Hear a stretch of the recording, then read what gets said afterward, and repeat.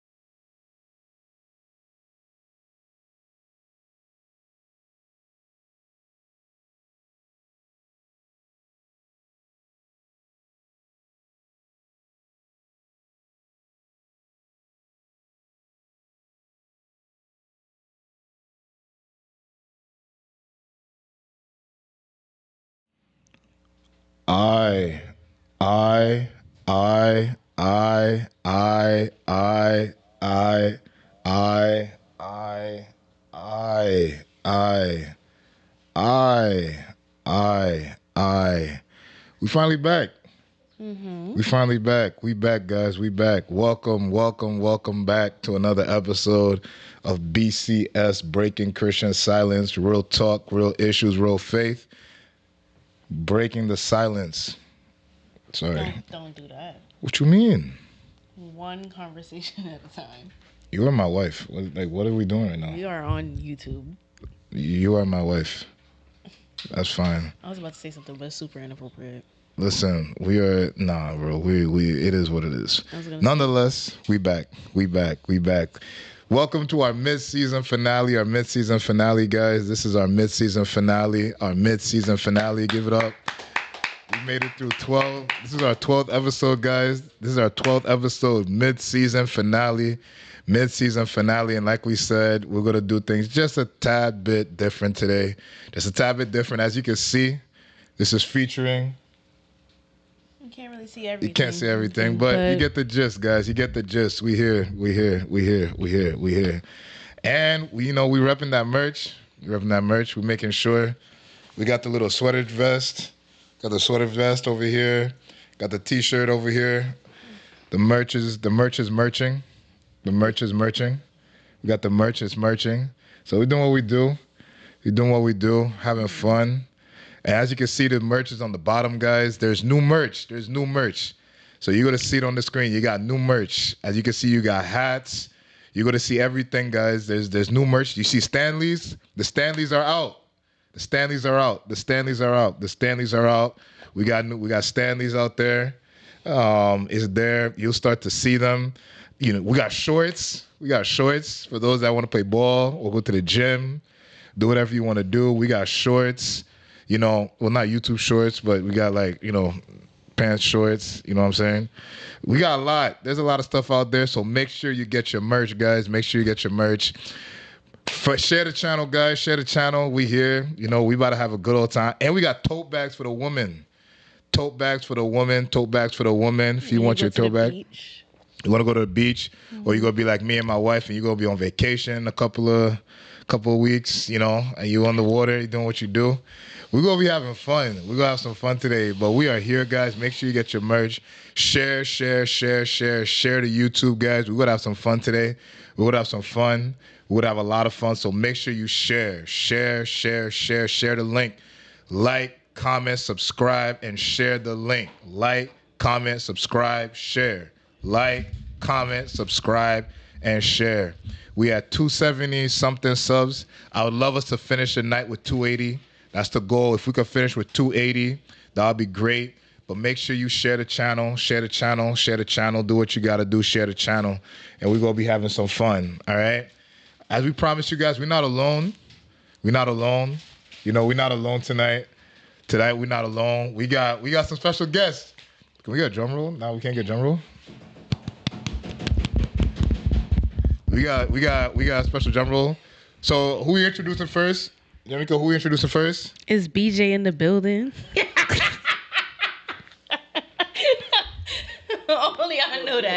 Only I know that. Aye. It's Look who BJ it in the is. building. Aye. Oh, I almost missed that. There you go. Aye. We got, we got our lovely. Oh, and look It's who that Eli is. Vaughn in the building. Oh, yeah, there we go. Oh man, yeah, we're here. We're gonna be having some fun tonight. We got guests. We got special guests. How you guys feeling? Give the people what they want. Aye. Thank you for having us. Thank you. We back. We having fun. We're gonna be doing what we do. We're gonna be having some fun. So we're gonna do what we do. But as always, guys, we make sure we always start off in prayer. So we're gonna do our prayer first, and then after that, we'll get started. They say that we're in the prayer too this time. Oh yeah. So let's start. Amen. God, we thank you. We worship you. We honor you. We give you all the praise and the glory that you so rightfully deserve. Thank you for allowing us an opportunity to be here. And Lord God, we give you first place. And we say, God, just to have your way, to speak, to talk, to do as you want, do as you please. None of us, but all of you. Let your name be praised and glorified. In your holy son's precious name we pray. Amen. Amen. So we about to have a fun night. All right. We'll have a fun night. We here. It's the mid-season finale. How you feeling, man? I feel bad because I'm the only woman in the table, but it's okay. I'm gonna hold you. Last time we missing our special guest. Exactly. Yeah, we didn't forget about you, but we understand. Yeah. Susie, show some love, love. Exactly. Can we get some shout out. Is the chat live? Yeah. I don't know if the chat is live. Start some commenting some Let me see Some love for Susie. comment some pink hearts for Susie in the chat. Can we get some love in the chat? I need some activity in the chat. Activity. Can we spell activity? Oh my God. Can we spell activity? It's crazy. It's crazy. No. But happy to be here though. No, this should be fun. But first, I just want to show off our new merch. As you know, our merch team has been doing a lot of stuff. So we do want to show off our new merch. We'll let the queen. By the way, guys, make sure everybody says happy birthday. The queen's birthday is next Tuesday. Her birthday is next Tuesday. Make sure everybody says happy birthday to the lovely queen of BCS. Do I have to get up? The founder. I have to get up? You going right there. Make sure that you show off your merch. We got new merch, guys. For those that are not saying the merch, you got. Oh, this fell. We definitely got. It's okay. It's all right. But we definitely, as you guys, they can see. Yeah, turn it around so people can see everything. They can see the shirt, everything like that. Okay. Can they see? Yeah, they can see everything. Hold on, can we get some reactions? Do you guys like it? We need to know feedback. Yeah, there we go. BCS fam. See the Instagram? You got the slogan. No, there you go. There you go. Make sure they can see the front one more time. See the front one more time. There we go. Everything. One conversation at a time. One conversation. So that, our key slogan, we got that on tee. And for those, if you don't like t-shirts and you prefer long sleeve or zip ups, we have that too. So. There we go. Can we get a Here we go. One thing these guys gonna do is gas up Emmanuel. What are you talking about? First the sweatsuit. Can we get a zoom in? Oh yeah, look at that. Can we get a zoom in on the sweatsuit? First. Look at that. First. You gotta start there.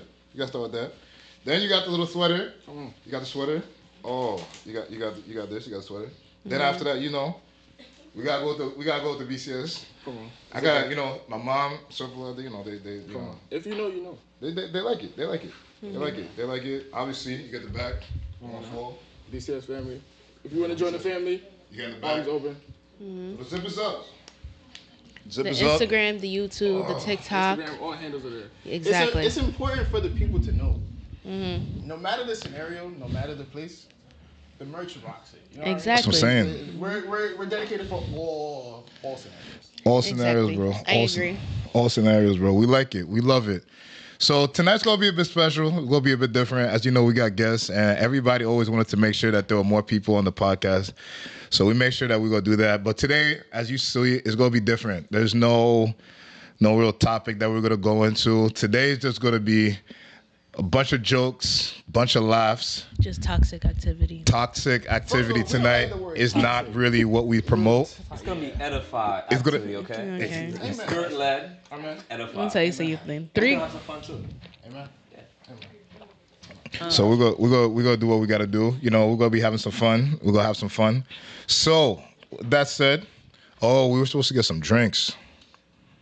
You know, we're First supposed of all, to. we shout out to all the sponsors out there. If you guys want to sponsor BCS, we're open. I can get the drinks while y'all start talking. First of all, I think they want us to get some. Okay. Yeah, the get crowd the wants us to drinks get some super drinks. So the first lady to go to get a drink. First of all, you grab a drink too. How about that? You grab a drink too while you watching. Grab a At drink this too. point, just get the bottle and just 4 glasses, and just bring everything You here. grab a drink too while you watching. You know. Get comfortable. Yeah. So what we're gonna do, guys?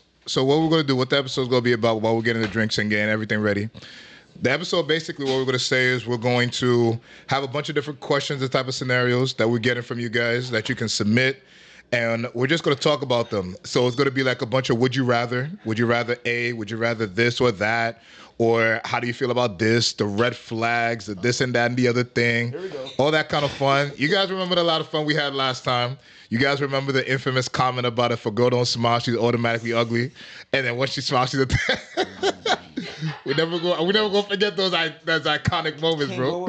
You can't go wrong with a smile. Listen, all I'm saying, you can't jump from 4 to 10. That's what I'm saying. I'm just leaving it there. Listen, Smile so works his magic, man. listen, we got to get all that out there. We're gonna make sure we get all that out there. So that's gonna be fun. So we're gonna, replay it.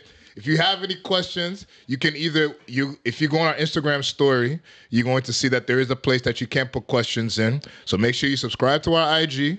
You can put the questions in, and there'll also be the number in the chat. Just look at the number, send a text to the number. We're all open to get your questions, so send them all in, and we're gonna have some fun. There we go. Y'all ready? There we go. Y'all ready? I'm excited. Babe, just bring the cups and the bottles. Just bring them all because there's gonna be a lot of refills with the way things are going. So with that said, shall we start with question number 1? Obviously, they're gonna put on the screen for us. We all have our friend and chance of answering and all that kind of stuff. But we're going to leave that to a lovely production team that's going to help us with that, and we're gonna have some fun. Wait, So we wait, got. wait, hold on, wait. My bad. I got one question before we start the questions. First of all, did they share? That's what I want to know. Did they share? That's a very good question. Did they share? Did you guys they share? the live? Did you guys share the live? Listen, if I can grasp por conta, you gotta be smarter than that, okay? That Your grandma, I your got. cousin, Nah, I got. sister, friends. Who? It's on. It's off. It is off, man. Who can they not hear? Is it just me? Uh-oh. Oh, Can we get a zoom in on this drink? hey. Who? No more back outside. No more back outside. Who? Wait. Yeah, let her. Can she go through? Yeah. Make it salad. A lot of drinks. A lot of drinks. It's juice, guys. We do. We That's it. we I do. want y'all to know, we're still masculine though. It's just a pretty cup. It's juice. Should we do a toast? Toast to BCS. First of all, what do you drink? We drink water over here. Not any water, because she don't do all types of water. Holy water, guys. Holy water. Sanctified. All right, guys. So this is cheers to BCS. Okay, I'm confused. Some people say they can hear Ben and Nat. Others say they can't. So which one am I going with? One. Say one. Can you hear Ben and Nat? You guys hear us okay? Yes. Say something in the chat. Can we get a thumbs up in the chat if you guys can hear us good? Okay, Esther says she can. Can we get a thumbs up in the chat if we're good? Because you guys have to hear what we're saying. Yeah. It says yes. Yeah, we breaking the silence. We're breaking the silence. We can. Okay. Okay. We go! Come on. Jimmy What's going on? What's going on? Here we go. Okay, they're All saying right, yes. They're saying yes. So we're good. They can hear it. So we're good. All right, perfect. Okay. All right, so shall we start with question number 1? Put the first question back on the screen. Put the question back on the screen. Put the question back on the screen. Put the question back on the Oh my screen. God, Emmanuel is too excited. And I didn't even have a drink yet. Let me get a sip. I was real respectful with not that. I didn't go too crazy. What you trying to say? I'm so confused. What are you saying right now? It's all right. It's all right. Pastor Wood, we're having juice. Anyway, first Last question. lesson. First question. Ready? Would you rather marry someone who just became a Christian but is deeply passionate, or someone who has been a Christian for years? Okay, let me read your question now. Would you rather marry someone who just became a Christian but is deeply passionate about being a Christian, or someone that's just been a Christian for years?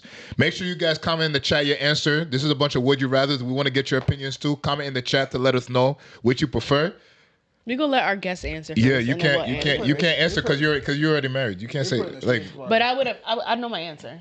I like If you're not answering anything other than saying that he wasn't been a Christian for years, we would have a lot of questions. That's what I was gonna choose. Oh, all right. All right, hold on. All right, first for the people, we gotta understand the difference. Let's start with the difference. So we're gonna go back to our pastors, right? What is Pastors? Pastor. It's the same difference. Okay, what is the difference between option A and option 1? Option 1 and option 2. I'll say option 1. What is option 1? I think option 1 is more so like, I think we talked about it during the season. We explained about the fact that Episode link right there.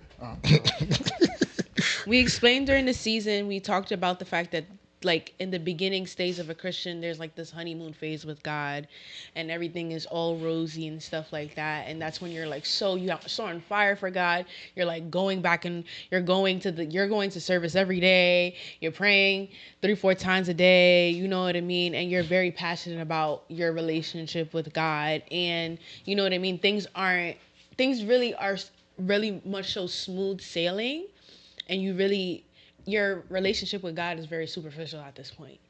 Versus what, babe? Get on. Okay, so versus like B is someone that has been through the ups and downs with Christ and has seen the high moments and seen the low moments and understand that, yes, there is moments where you are passionate about Christ, but you understand that you're human too, right? You're not going to be, there's going to be moments where you're like, oh my God, I don't want to read my Bible today, but you have to push through those motivations. But when you are on the high for God, it's like kind of different. Mm-hmm. So, yeah. So wait, so what do you think? You got it?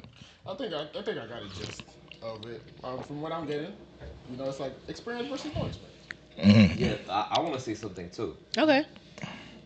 So, there's a zeal a person who just got saved has a lot of time is missing from a person who's been a Christian for a long time. So being a Christian for a long time doesn't mean you've been a faithful Christian for a long time. Right. Exactly. So sometimes the person with the zeal might surpass the person who's been a Christian for a long time because they've been, I don't know. But who's to say that zeal is going to be permanent? What if it's temporary? I mean, I think that's the point of marriage. We helping each other. Right. You could fuel that zeal, right? That fire to make it even better. I think it goes over to the potential of. I think it goes to the potential of, like, you know how people ask you all the time, are you dating the potential or you're dating what it is? And I think that's kind of what this question is asking us. Like, are you gonna date the potential of the possibility of, or what is?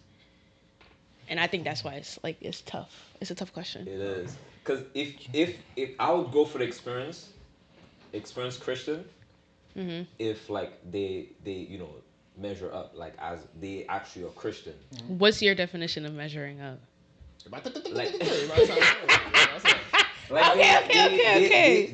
They actually live as a Christian. They say they're Christian. They actually live by a Christian. Okay. But the reason why I'm looking at the question, like, it's saying zeal, and then it says a Christian for years. Yeah, so it's like, so that means that the person that's been a Christian for years, do they still have their zeal? Maybe we'll add that their zeal is there, but it's not as heightened because it's not the beginning phase of like their relationship with Christ. You know what I mean? Because I don't know. But I don't want to add too much sauce to the question because the question is the question. No, the question is deep. It could go a lot of ways. Yeah, I'm going to go with season. I go with season. I don't think you can have one without the other, though. What do you mean? I don't think you could have years in Christ without going through that first passionate moment. Yeah. In Christ, so. That's what I'm saying.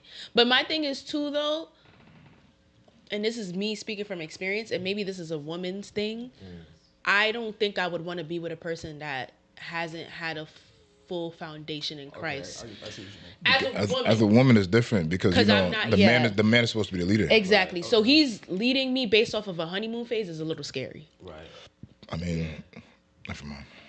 I see where pastors go. Pastors like, you first of all, you're supposed to go through the dark days before you even get married. But nah, when it comes to picking, there's no discrimination. You choose either? It's not either. I feel like you come with both. Yeah. Experience is gonna come with the high phase. Yeah. The high phase is gonna come with experience. Yeah. Because if you're on a high, first of all, you're gonna be with me. We're gonna go through some experience. we know. A whole new world. Nah, for me, I need both. So you need the zeal and you need the experience. But the one thing that you always have to remember, they always say that. You know how they say that the worst patients are nurses and doctors because they feel like they already know everything, so they make it difficult? As a man, sometimes if a woman is not willing to submit, right? I'm not gonna lie. At that point, I prefer the blank canvas. So you could paint it like the way that you want. Nah, I'm not gonna lie. That would be me. Sounds a little manipulative, babe. I disagree a little bit. Let me tell you why I disagree. The person who's experienced, the Bible says you have to submit. But the person who just came, I'm not gonna lie to you, man. Some people they may read in the Bible, but everyone's definition of submissive can be different too. Exactly. But we can agree there's pros and cons on both sides. No, there is 100%. I think it ends up with personality and character. Yeah, I think it depends how solid you are. First of all, are you an experienced Christian or are you a newfound Christian? Listen, I grew up in 1120, bro. I got experience. I think the question demons and everything. The question is different from like I hate the fact that we're gonna do like female versus male, but I think the question answers different for female versus male. Me as a female, I'm not marrying a guy that is uncertain about their faith and very new in their faith. That's very scary to walk into a marriage with. Is that from what you know now, or if you go back then, would you have that same answer? I would have that same attitude because I remember I have a friend that she literally told me that she didn't want to marry a guy because she was like she doesn't see him as a leader, right? And a leader has so many components to them. So like for me, it's like yes. I would want someone to, like, period and totality. I always wanted someone that had leadership capacity. And if you don't have that, then it's, like, it's a little bit scary to want to commit to you. Especially from a spiritual aspect. Yeah. It's like, I need to trust that you're going to be able to. Because in order for us to submit as ladies, and ladies comment in a section if you agree with what I'm saying, but in order for us to submit, you have to agree to what you're submitting to. Right? You may not see everything at the full bulk of it all, but you have to like at least feel like you have some type of trust to submit. The idea has to match. Yeah. And if the idea doesn't match, then it's like, what's the point? You know what I mean? That's fair. I'm not gonna lie, that's fair. She's not lying. She's not lying, man. She's not lying. I think the answer does vary for a man versus a woman. I think for a woman, you guys, I'm not gonna lie, it is scary. Yeah, if you want a leader, it got to be someone that's been there. I'm pretty sure there's certain experiences. There may be certain firsts you may want to have. That's not one of them. That's not one of them that you want to be having. It's the truth. Like you don't want that to be like, oh, I'm your first person that brought you to Christ. No. You should have known Christ before me. Nah, if you don't. Yeah, no, I'm good. I'm all the way good. So. And I feel like as a parent, that might be scary. No, actually, no, true story. This guy is actually a person I really look up to. His name is Derek Prince. Mm-hmm. So his first wife was about 10 to 20 years older than he was. Oh, praise God. And she was a seasoned prayer warrior. And he was just becoming a Christian. Right. And he has God, he felt like God told him to marry this woman. And this woman had, I think, 7 kids already. 7 kids. He was like in his 20s. No, this is early different. 20s, and she was like in her early 40s. Wow. So and he felt like God told her to marry her, and he did. And he said the moment he became a father, her husband, he became a father to like 6 kids. Yeah. So and then that's a lot of responsibility. It was really hard for a seasoned woman to submit to like a a new Christian man, and it was very humbling for her. But she still had to submit because she knew that at the end of the day, now that's your husband, and she has to submit to him. Yeah. I think that for a person, you see what she's saying too. It's hard for the women to do the reverse. Yeah. But in that scenario, if she is a seasoned prayer warrior, she can pray that, because in that situation you're already married to the person, but you can pray and ask God to be able to mold him and give him vision and give him dream and give him everything. Spiritual growth was because of that. Yeah, because everything you can pray and ask God to change. Like there are certain times where it's like I may not agree with what Emmanuel says, so I'll just pray and ask God, hey, please, God, just change his mind, change his answer. Well, a woman that could pray, if you have a woman that could pray backing you up, that's life changing. So for him, it worked for him because his ministry, I feel like she was like a big backup for him for his ministry. I honestly feel like I'm not trying to, you going on a tangent, but I do, like, especially if you are a pastor or a person that has ministry, you need a good woman in the, you need somebody that's going to bring down fire. You know what I mean? Yes. But next question. Babe, you're mad quiet. Chill. Okay. Chill. And you're just drinking juice. Whoa. Juice. That's fine. But I'm not just drinking. Don't do that to me, bro. Okay, sorry, baby. That's in like a couple of weeks' time. That's not for now. Who said that? What? Yeah. Anyway, let's next question. Next question. Let's get the next question. Oh, maybe we should see what the comments say.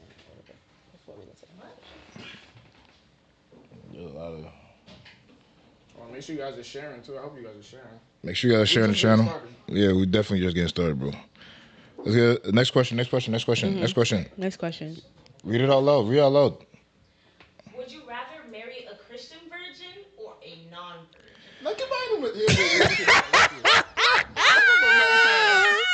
Alright, I'm not answering this question. Would you rather marry a Christian virgin or BJ Christian non-virgin? In the house, BJ in the house. Dang. Nah, you want me to? Benjamin said he's gonna ask Right, me marry a virgin, bro. I already know he's about to say that. Nah, Benjamin said he's gonna be brutally honest. He's gonna say he's gonna marry a virgin. Yo, God know what I need. Period. He's gonna be like, he's gonna marry so he can paint his own canvas. Listen, we gonna paint that. What's the two? Wait, what paintbrush? Yo, what paintbrush you using?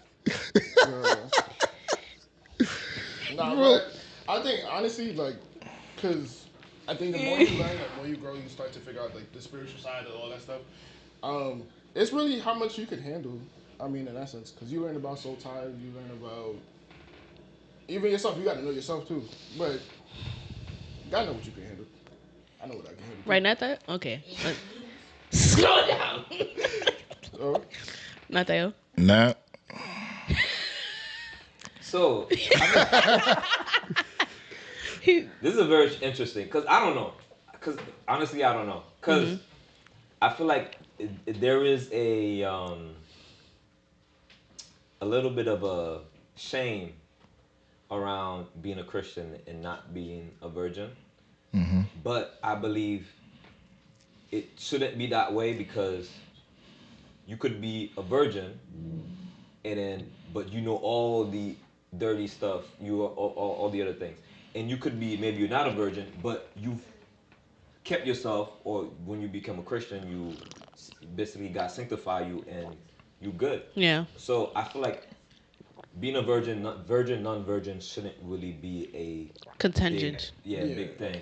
Because me being a virgin, or you not being a virgin shouldn't be like. I do have a little bit of a question. Sorry, baby. I'm like, for the guys, is it like a big deal because it's like you want to be like, you want to have that pride in saying like you're the first to like, you know, that's something, touch this, paint this canvas. So deep inside there is that idea, like you want, like I feel like that's beautiful. I feel like it's beautiful to have that. I know. Yeah. All right. Right? I mean, you guys could speak. I know. But at the end of the day, it's based on, you know, your relationship with God. Yeah. Yeah, I don't think that's something you check off on a criteria. Like, so it's not a red flag for you. It's not a deal breaker. No. Was it a deal breaker for you? Like whether like your person was or was not? Or this is a tricky question you don't want to answer. I mean, when I was at that point in life, I heavily wanted someone that was a virgin. Really? I thought you was gonna say the opposite. No, I wanted someone. I just didn't want someone in church because I felt like girls in church were boring. Okay. Yeah, I learned, bro. I was proven wrong, bro. I was proven wrong. Anyway, next question. I was proven wrong. I was proven wrong. You know, I realized that, you know, not all church women are as they appear. You know what I'm saying? I learned. Next Man, question. we thank God for that. But no, because I didn't want someone that was not I never wanted to be compared to. Like, I never wanted someone, like a woman, to be like, oh, I remember my first. I'm a little competitive. What are you competing That's with? the step of baby, y'all. That really makes sense. Both of y'all make sense now. Like, he's gonna be like, oh yeah, you did it? All right, I'm about to, like. I'm trying. No way, nah. He's showing. No, I don't. Nah. And that's why you gotta marry a virgin. And that is why Benjamin has to marry a virgin. Because all his life he's gonna fight. He gonna fight to the very end. Benjamin said, nah, I'm competitive, bro. I'm gonna compete with my old self. You know, I get better over time. See, this is why I get that. You know. My PR. Not said he competed with his old self. Benjamin said, I'm competing with your old self. I didn't say that. Put the trash can on the bottom. All right. Next question. Next question, please. Would you rather a pastor's son or a church musician? I guess that's for Abby then. Neither. Would you rather? All the ladies in the comments, please let us know, because there's only one lady here and she's already married, so I don't know what she goes. No, I'm gonna say neither. I don't want. It's a would you rather. It's either A or B. All right. I'm gonna try to lightly and say church musician. All right, Ben, you got hope, man. We got hope. You got hope. Only because I feel She said that you may be down at the bottom, but you're not all the way at the bottom. She said pastor's children are worse than you. Yeah. What do I fall under? That's another conversation. But yeah. Pastor's son? Mm-hmm. Pastors, they said they prefer church as musician. Would you rather your daughters date a pastor? I'm not doing that. Guy said no. Okay, now you guys don't want to play that game. Zariah, of course she's gonna say musician, bro. I was gonna say like Zariah, like clearly Zariah being biased. Most pastor kids are musicians, though. That is true. That is true. That is true. She's not lying. That's usually where they start though. That's usually where they start though. That's true. That's true. That's usually where they start though. Then I said a little bit of both. Period.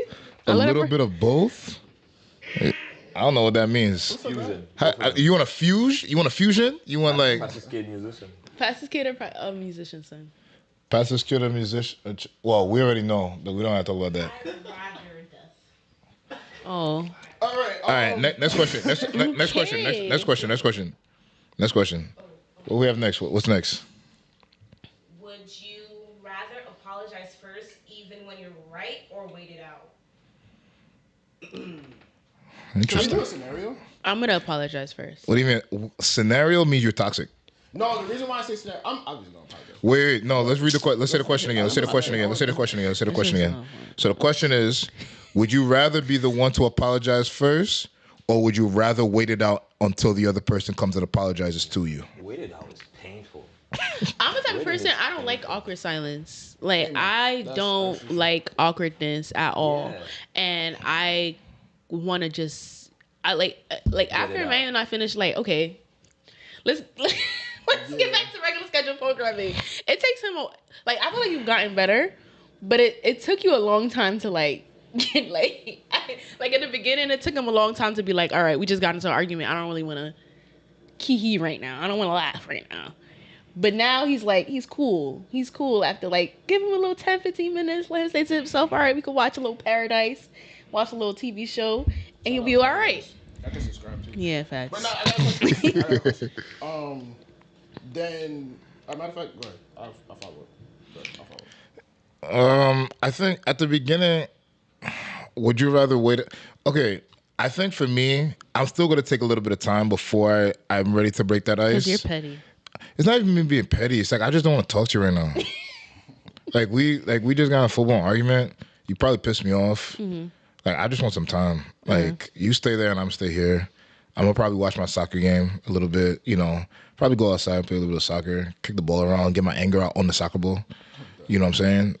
I'm not gonna lie, that's one of my greatest therapies, playing soccer. Best therapy. But I'm gonna need some time. Then after that, yeah, I'm willing to come and fix and everything like that. I guess for me, the biggest reason for that, like Abby said, I can't avoid her. We're in the same house. And that's why I always say it's a bit easier when you're dating to stay away, to stay apart, because it's like you just hang up the phone or you just don't text each other for a certain period of time. So it's like, all right, she's doing her and I'm doing me. But when you're in the same house, you can get away. Like, I can't also escape. Too, you learn how to argue more effectively when you guys live together. That too. And that's what my question falls into. I feel like if you're in a relationship, I feel like you automatically have the will within you to problem solve. Am I wrong for thinking that? I won't say automatically. I won't say every person, because we live in a day and age where people are quick to just throw in the towel. Yeah. But I will say personally, me, like, I'm a fixer. Like, I'm a problem solver. I want to fix it. Like, I really want to fix it. And I'm not a type of person that's going to push things under the rug. I want to have a conversation. I want to address it head on. So Emmanuel was never like that. He would be like, I don't want to talk about this. And I'm be like, I don't care what you feel. We're going to have this conversation. And I'm the type of person, I'm a nag and want to talk about it until you're ready to talk about it. But I mean, I've learned too that sometimes you have to learn how to give that person space in order for them to be able to willing to come to you and talk about it. Because sometimes I've learned from my mistake is that sometimes when I push Emmanuel to want to have a conversation, it forces him to say things that he doesn't really mean out of emotion. And you don't want to do that to that person. So you got to learn how to give them time. But I also feel like, me personally, and I know this may be a bit I know people may not like this, women are much more emotional than men. And I feel like when you get into that space as a man, you guys can't both be emotional because the conversation is not going to get anywhere, right? But because the woman by default is more emotional, it's natural when you get into arguments and you get into back and forth that the person that's going to be more emotional is the woman. So as a man, I low-key feel like I kind of have to take a step back and recollect myself, because I know if I get into this back and forth with you, there is no end result in which you cater to my feelings first, because you are emotional. And as part of being emotional, you're not going to see my feelings first. When you're emotional, the first thing you're going to see is your own feelings. You're gonna see yourself, and I'm not mad at that. I want to be very clear. I'm not mad at that, but that's just something I've learned as being married. When we're back and forth, I've come to realize that it's usually best that I take my time, because at least I can bring myself together, calm myself down, because I know once we get into this argument or get into this back and forth, I'm gonna have to calm her down. I'm gonna have to see what I have to do to fix and do what I have to do to make sure that she's okay. Because I don't think when someone is emotional that you are able to not see yourself and see someone else. When you're emotional, more often than not, the first thing you're seeing is you. So at that point in time, I'm just like, you know what? I'm going to gather my thoughts, recollect myself, pray to God a little bit, hope God helps calm me down. He's gonna look at you like, why are you talking to me? Yeah, and then after that, then I'll dive in, and then I'll go with Abby and I'll be like, okay, let's figure out and see whatever we got to do. But I've come to realize that, listen, as a man, considering that we are considered to be more logical, and we are supposed to be the ones that's supposed to love the wife the same way Christ loved the church, what's the first thing God did? He ignored himself to cater to his church. And I feel like if we have to be willing to ignore ourselves to cater to our woman, then we're going to have to, in some ways, self-heal. And that's why a lot of women never understand why every time you ask a man, how you doing, he's fine. How you doing? He's okay. How you doing? He's this. Because a lot of things we have to self-process. We're forced to do it. Unless it's more of a space where it's like we're just, the man is upset and the woman is not, which is very rare case. But yeah, that's me. I'm sorry. You okay? She knows it's the truth, bro. Like, yeah, he right. No, but I do. I feel like I want to emulate and continue to emulate a piece and show, like, when we have kids, to show them that conflict resolution is really important. Like, and I think that it's like something that, so they can understand what conflict resolution is, and they're not even just in like personal relationships that they have, but just like with people. Because I feel like a lot of the times people they don't have good friendships because they don't know how to problem solve, honestly. So I just think that for me, it's like I'm quick to like want to break things down, want to talk about it, want to have a conversation and talk to him like, hey, how can we fix this? How can we move forward? How can we find a way to fix this? How can we? And then every argument, by every disagreement we've had, I've always said at the end, like, okay, so how do we move forward? Like, how do we move forward? How do we adjust this? And what can I do to make you feel better? Like, not like that. That's beautiful. Imagine me like, oh, how make you feel better? I know what you can do to make you feel better. I know what you can do. No, seriously, like, I know what you can do. I know exactly what you can do. I know that, like, sometimes men say, like, we don't tend to your feelings. We don't tend to y'all feelings, so I just want to make sure. Oh, that's how you gonna tend to my feelings? If it's like that, I'm down for the trade-off, man. I mean, that's for real, right? Yeah, talk about, yeah, see, when I'm having a bad day, this is things. Honestly, I know what to do to make a man, because I'm seasoned now. Like, I'm 5 years. I'm about to be 5 years in, Amen. so I know Amen. what I need to do, like, to make sure, like I do, like, you know what I mean. So like, okay, man. I do pay attention. So like, I know I know what he likes. I know what he doesn't like. I know what kind of like. I know if he's having a hard week. I know what are the not even just like, not just sexually, babe. I'm just saying, like, things in the house that I can do to make sure that he has a like. Come on, babe. But like, for example, like I knew, like, unfortunately he had a passing in his family. I knew that he was going through a rough time. I made him some oxtail and rice because and sauce pod that he likes, because I knew that's something that he likes, and I know that's something that he will enjoy. I know that he may not want to discuss everything that's in his mind, but I know that that's something that can help him, and I know that's something that he would look forward to. You know what I mean? Even though he ate it in like 30 seconds. So the point is, bro, the oxtail was gone. I'm not gonna lie to you. No, it's true. The oxtail was gone. I'm thinking mom and dad is arguing, Mom's like, cook a meal. Yeah. Shitty. I think I'm but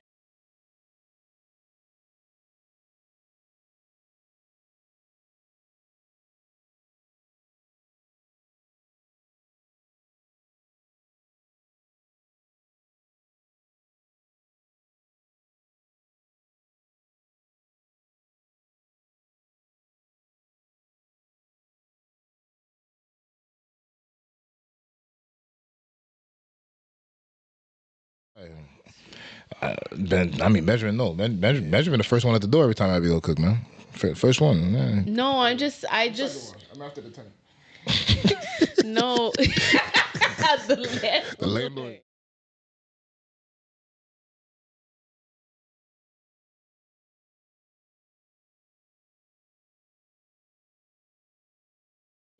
Like, oh, what I'm gonna do, what place I'm gonna take him to, like, what gifts does he need, like, what are some things that he needs that he doesn't even think about for himself. Like, I like to do that thing. That's like my love language, and I also love gifts as well. All right, I think we're going back to next question. Expensive gifts. Apologize first, guys. Next question. Those were good lessons. It was. You gotta know these things. So when you argue, you gotta know what to do to comfort him or bring him back, I think it's so he can talk about the comfort. But I think I like the TLC.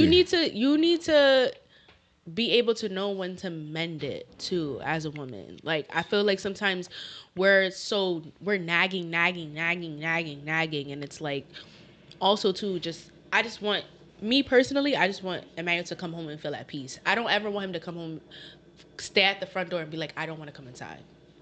Like, that is not something that I want for him. So I try my best to make sure that he has a peaceful household. I think that's like the biggest thing. For me. Which one? so I do everything in my possibility to make sure that he comes home and he's like, even though sometimes I'm tired, I'll be like, all right, I'm gonna just cook him some spaghetti because I know he likes spaghetti. I'll cook him this, like very small things. It doesn't have to be big. It doesn't have to be like legume every time. If you can do the little things, those are the biggest things.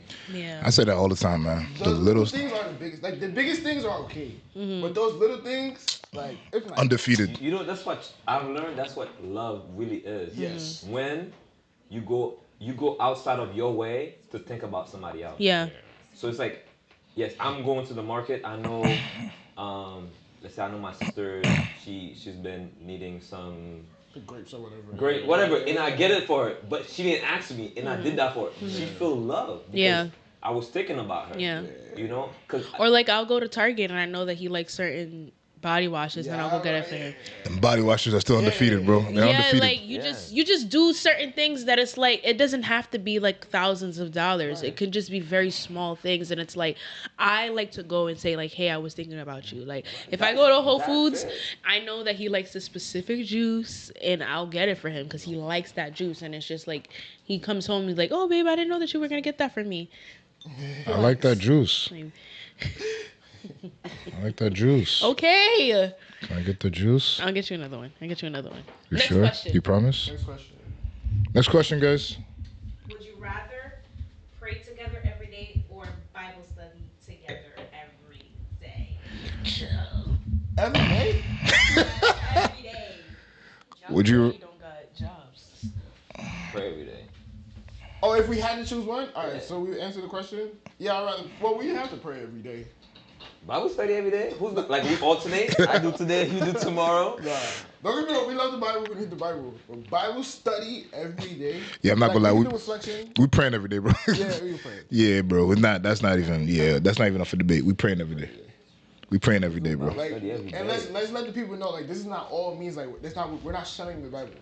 Right. I mean, if you could do both, I mean, every day, you could read the Bible every day. That's Bible what I'm saying. study. Yeah. Bible I do my little we have passage. to understand what Bible study means. Okay? Yeah, man. Bible study. That's what I do every Sunday. Like I'm not doing that every This day. is the perfect interlude. If you're not subscribed to Pastor Manuel's YouTube channel, we have every Sunday at 4:30. So make sure you join. Okay, thank you. Amen. Bible study every day is that's what. Yeah, not that's Bible. so much. Thanks, babe. That's when you gotta wake up extra early, right? You prepare this Bible study. Yeah. And then you like, yo, babe, it's Bible study time. I think, and especially I think how serious we take Bible study is just like, yeah, it's a whole lesson plan, like notebooks, pens, highlighters. Nah, I like the Bible. No, Prayer every day or Bible study? Pray every day, man. That's not so even. it's like, yo, we're not going to date night. Yeah. Essentially, that's what. You see what I mean? And you like, know me. You know what? I'm taking the words of my great pastors and leaders. First of all, we are human. We're human. So I think we all. That's why you need the Jimmy sound effects, bro. Yeah, I think we all agree that it's important to keep God every day, but how you keep God every day is also important as well, right? I think that's also important as well. Because it's like asking the same question. Wait, there's no sound up to now? There's no sound? There is. It's just on that finger. Oh, Oh, okay. okay. Can you guys hear us? Just making sure. Can you guys hear Oh, us? I see what you mean. Oh, we didn't. You got it? Can you guys hear us? Just making sure. Okay. Nah, but it has to be. Nah, I need to make sure I could. Nah, I'm not gonna lie. I gotta be able to. Yeah, I'm not gonna lie. Yeah, Megan prays with me every morning before I go to work. I gotta make sure every time my wife goes to work, always. That's the first thing we do. Even though I'm not gonna lie, there be some days she wake me up. I'm like, Jesus Christ, man, I'm tired. Because you know she leave at barbaric hours. She be leaving to go to work. I don't even know what time bro. I don't even know how time. That's discipline. Bro, she leaving to work at 4 a.m. It's like 4 a.m. I'm like, like there's some. I remember there was one time she called me. She said she wanted to pray before she left. I promise you, I think I was like, I started saying 3 words and I fell right back asleep. I didn't even realize when I fell asleep while I was praying. I'm like, wow. Those be the best prayers, man? Sometimes the short prayers sometimes are underrated. I'm not gonna lie. Sometimes I don't hear what you're saying. I just hope that it's good. And I Hope that it's good is crazy. And I hope it passes me through the day. Do you feel like when I pray for you in the morning, it actually helps you? I feel the difference. Okay. I have to ask you. What about corner? I feel the difference. We're gonna open that up. They got prayer before you leave. Next question, though. Next question. Next question. Okay. Rather date someone similar to you or very different? Very different. Very different. Sorry. Would you rather date someone that is similar to you or very different? Very different, bro. That's not even up for debate. That, for me at least, that's easy. Yeah. Different in some ways, similar in some ways. Okay. Which Can you give me one thing that's similar and one thing that's different?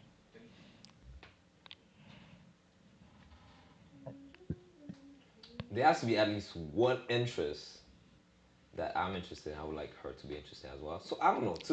I don't know. I would like to have this type of conversation. Different, like I'm thinking for different. I'm thinking we can't have the same Lifestyle. Habits. Weakness.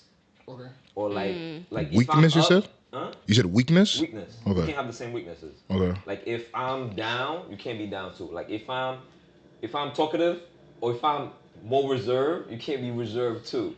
If I'm talkative, you can't be talkative too. Like we have to balance each other in that way.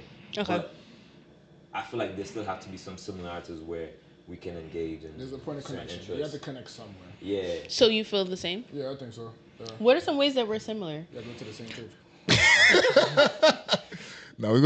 No, I'm gonna say different, and I think it goes back to even the basic concept. There's a reason they always have to. There's a yin and a yang, right? Yeah. A light and a dark. Mm-hmm. I think that certain things. I think it's underestimated to understand the importance of being different in a relationship, because I think honestly, you guys, God put you guys together to complete each other, not compete with each other. Mm-hmm. And I feel like the more alike you are, the more likely you are to compete with each other. But the more different you are, the more likely you are to realize that you are meant to complete each other. Yeah. My wife and I are very different. But the differences has been what's allowed us to even make it this far. So let me give you an example.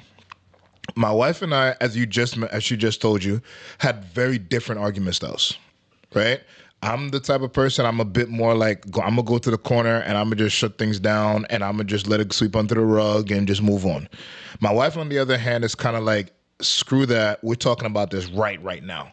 Now, it took time, though. It took time for us to find a common medium. It sounds okay in principle. It sounds like, that's fine. I can work. It's actually not as easy as it sounds in practice because of the fact that you guys, I think, and one of the underrated things, this is why when you get into a relationship, you gotta be willing. You guys have to love each other, because if you don't make the conscious decision to love your partner every day, you're not going to make the conscious decision to make the effort where you need to make the effort, right? So my wife and I, we would have back and forth, and I know there's plenty of times we've had back and forth where it's just like, I don't really want to talk about this. She wants to talk about it. I'm willing to sleep. She's like, I want to tackle this head on. And eventually it took time for us to both realize this is what the other person likes. I had to see the goods in her methods. She had to see the goods in mine. I had to see the negatives in hers. She saw the negatives in mine, to the point where we just made things work. I think that you guys are meant to be different because you guys are meant to come together. Think about it like this, right? The way I see it, think about it like this. If God created the woman to be a rib, that's what I was thinking about. You're the rib. If the woman is your rib, she was taken out of you. That means that what she has in her was once part of you. You don't have it anymore. It's in her. But if it's in her and it's no longer part of you, then how can you guys still be the same? There's certain things that's in her, that's the rib. And let's think about what, when you think about the body function of a rib, the rib, as much as we call ourselves the protector, the rib protects one of the most important organs in the body. Heart, right? And lungs. It protects one of the most important organs in your body. So in other words, the rib, the function that she serves, is a very important function for me to be able to survive, which means that she is bringing something to me I don't already have. She's providing something for me that I don't already have in me.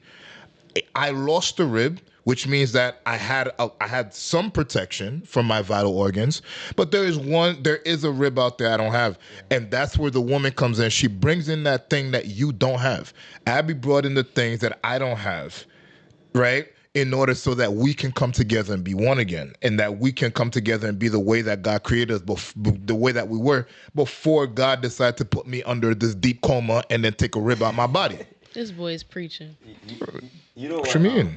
You preaching, but I will just add one thing.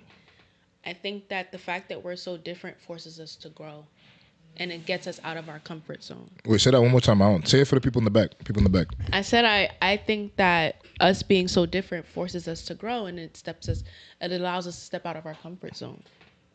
I was gonna say I feel like it also keep things interesting because I've heard this from somebody. It's like every stage of relationship, your wife is a different person. Like, there's a season where she's just courting her. She's just a girlfriend. And there's a season where she's your wife. Another season where she's the mother of your children. So it's like in each stages, she's different. And even just not just even the roles, but within years, experience changes people's perspective. I'm sure that the 20-year-old me that Emmanuel was dating is not the same person today. And he had to grow with that person. And that's why people say they grow apart, because they're not really compatible in the first place. Exactly. And the word grow apart is like you have to pursue that new person, because that's a different person. Every you gotta single to get time. to know who's this new person now. Yep. You were single, but now you're a different person. When you live in the same house, you're a different person. And you as a man has to consistently pursue your wife, like not, and just don't be lazy because of the fact that, oh, she's my wife now, so I don't have to put in the work. You still got to put in the work.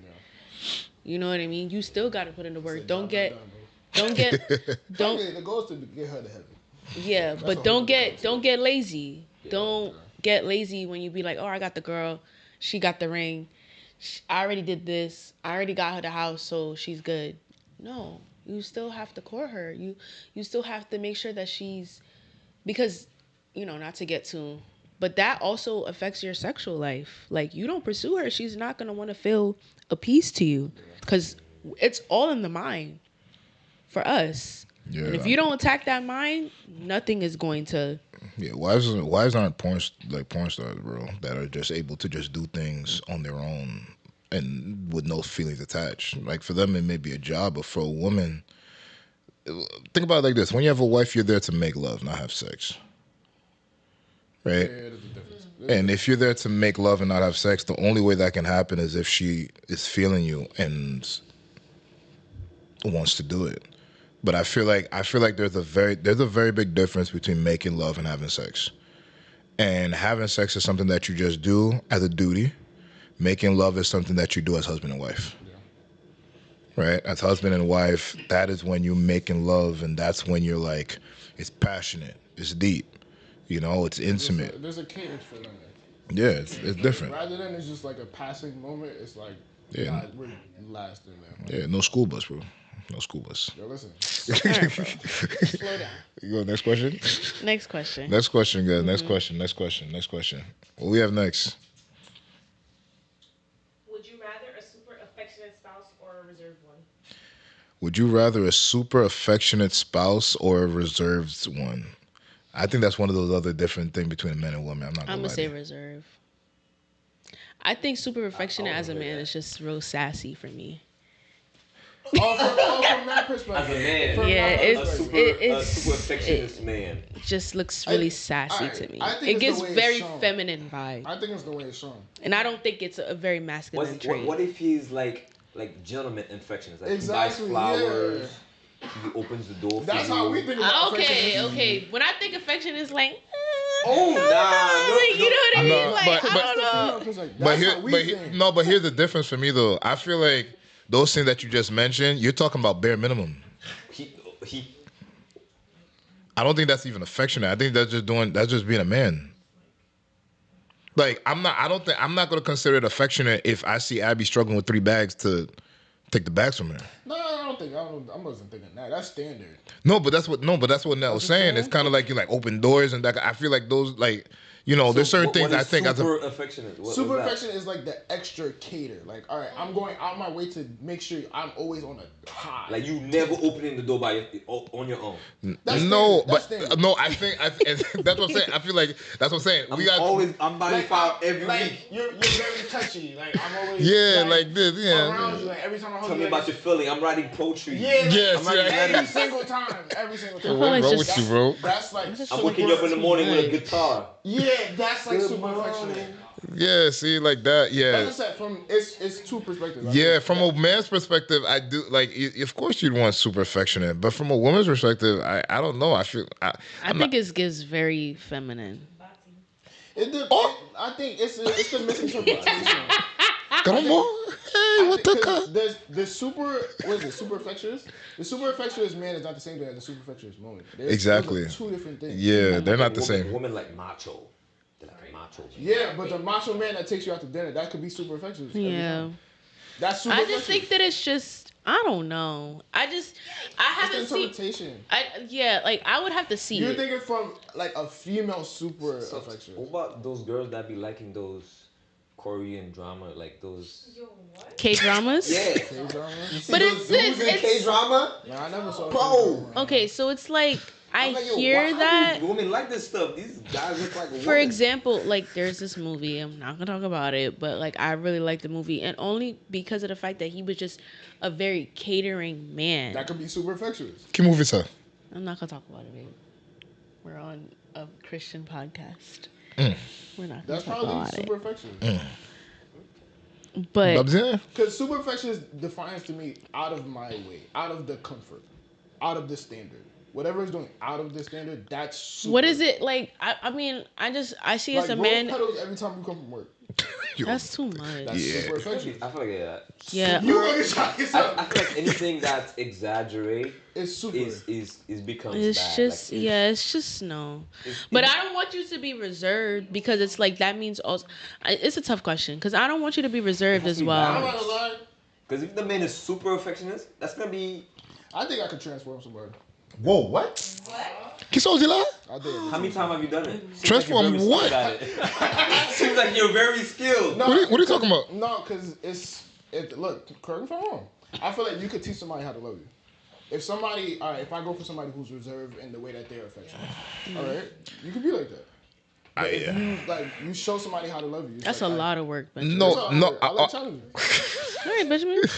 No, but I'm not gonna lie. I think I love that for you. No, but I think to some extent though, I think maybe it's wrong, but I think everyone learns how to love their partner. Yeah. But you don't start off super affectionate. So you essentially start off reserved because you don't in the beginning you don't want to make a mistake. Yeah. Like so you don't like, I'm just gonna stand. like Abby grew it. Like I think we grew to learn how to love each other. Just try everything until one works. And it gets to the point it's just like, all right, now she like, well, for a woman, I think it's a no-brainer. I think affection is attractive. Affection for women is to a man. Yeah. That's what I'm saying. But if you want to resist, I got something for you. If you reserve. No means no, guys. No means no. I got something for you. Wait, I got something for you. Yo, this is getting. You reserve? We're gonna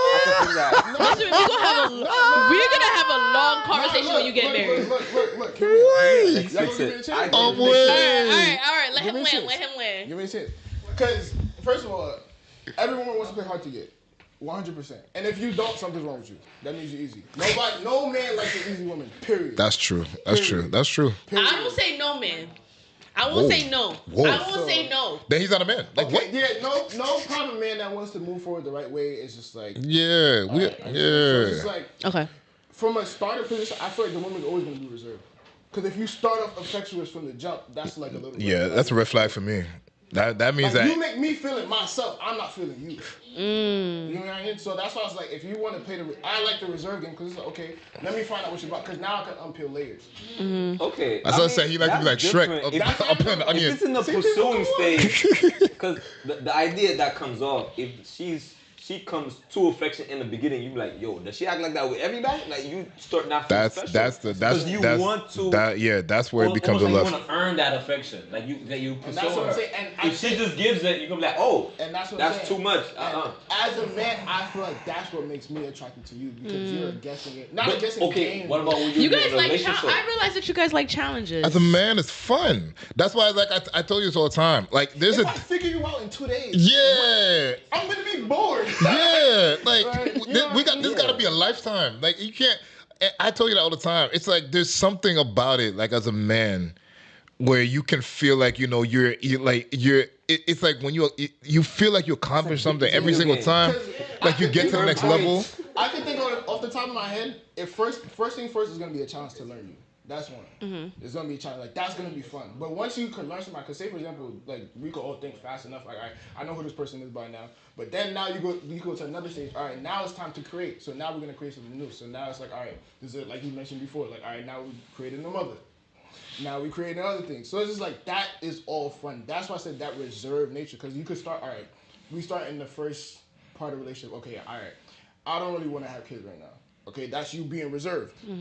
All right, you want to have kids? I got something for you. All right, you start. Like, you got something? No, you sound crazy. What you got? See what I got? What do you mean what he got? What you want to know what he got? What I got, I can show you. I show you the ability. Okay, I could be the head of the household. I show you. Oh yeah. Okay. Like, it's like I show you these things to bring that out of you. Like, I get what you're saying because I feel like when Emmanuel and I got together, I was like, yeah, I don't want to get married right now. Like I wanted to get married when I was 30. And then he's like, he's not a bad guy. No, but I think over time, like he just kept proving himself and showing up and being consistent. See? And I think that kind of just shows. That's the chess game for the men. It's like, all right, you want to do that? Okay, all right, I won't say nothing. Okay. Go back. Really, that's why I said when it comes to reserve, all right, you go ahead and be reserved. Like, all right. So you rather a reserve? I think I rather because I like a little fun. Yo, Benjamin is crazy. All right. Benjamin is fun. Next one. Let's do the next question. One. What's that next question? Would you rather face your biggest insecurity alone or with your partner beside you? Would you rather face your biggest insecurity alone or with your partner beside you? I got my answer. It depends on the insecurity. I got my answer. Yeah. All right, question on top of a question. Who identifies the insecurity, yourself or your partner? Yeah. That's going to determine the following answer. Yeah, that's in a marriage, it's most likely your partner. Yeah, if you're married, then your partner definitely. They'll probably see it before you do. Honestly. Okay, so now next question: how do you solve it? Well, do you solve it personally, or do you solve it? The one thing I'll say, there's always one thing to understand, I guess, about insecurities because what your partner, there's always a difference between what your partner points out that they don't like versus something that they point out that's just not good about you. Two different things. Okay. Because there may be something about, like, for example, let's say there's something about me or there's something about my wife, for example, let's say that I don't like. That doesn't necessarily mean it's a bad trait. It just may not be something that I may not like, which is a difference.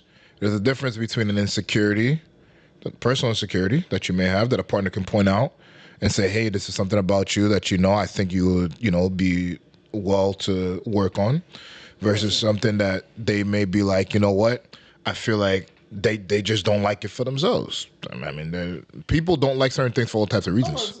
So then that brings up the question is it more so you fixing insecurity or you fixing a flaw? Because I don't like something about myself, that's just something I just don't like. Like, let's stick with insecurity. Yeah, I would say with insecurity, I think that the reason why I said that I feel like in a marriage your partner may see, because they really realize that you're not confident in this area. Like they realize that you lack something in this area and it's like bothering you and it's hindering your growth. They'll see that before you. And sometimes you'll try to like mask it off. But in a marriage, it's kind of like a big mirror that, unfortunately, it's like there's no hiding. So even if you're in a really big house, you are still not going to be able to hide your insecurity. So it's like hard. But at the same time, it's like, I'm not going to lie, for myself, there are certain things that I want to go through on my own. And I had to learn that I can't. Like, So so I would say like I would rather I in a marriage you have to work on it together. I don't think there's one thing that you can work on at your own pace, unless if it's a relationship, it's directly related to God, then that's something that you have to deal with God. He can encourage you or she can encourage you, but ultimately that's your doing. But everything else, it's kind of like you, it's everything is together. There's no one separate thing when you're in a relationship. Once you start, because I used to do the same thing. Like that was like one of my biggest things in the beginning of our relationship was always I. It was never we. I. So We. so it's like my biggest insecurity was that I wasn't finished with school and I was getting married, and I didn't want people to think that I was with him because of his money or his status or whatever like that. Like that was my insecurity. But he helped me, and he never made me feel small about it, and always encouraged me to know that I can do whatever I put my mind to. So that's kind of like what I'm saying. Like and I feel like the more you try to work on it on your own, the worse it gets. Like it just gets bigger and bigger and bigger, and then you realize that it takes over your entire marriage. So as much as you want to try to fight it on your own, it's just like, I think the biggest word for us this year is transparency. Like learning not to just be honest, but to be transparent. And I had to learn to be transparent with Emmanuel, which is tough. Because sometimes I can be honest with you and say, hey, I went to the store, but transparent is I went to the store and I saw someone. So so that's like, you need to learn how to be transparent and telling someone like the things that if you say it out loud will make you feel judged. Yeah, I don't. You have to be open to that for that judgment. Okay, ask your question, bro. Go ahead. You got something to say first? I got a question. I had a question too. Maybe it's the same question. Go ahead. Do you think being in a relationship highlights your insecurity? Yes, 150,000%, bro. Yeah. Being in a relationship forces you to see the ugly sides of you that you would not have seen if you're single. Your parents is not showing you that side. They love you for everything, for who you are. I don't love Emmanuel for who he is. I want him to grow and change. You gotta reword that. That sounded horrible. You gotta reword that, bro. Like, okay, I love him. Jesus Christ. I love him, but I'm not gonna tolerate him. Is what I'm trying to say. I'm not tolerating Emmanuel. I'm not tolerating anything that he does that is bad. I want to see him grow. I want him to see his perfection. I feel like your parents and your siblings just deal with you. I'm not dealing with Emmanuel. I'm not just going to be like, okay, this is okay. We're going to coddle this. He's fine. No.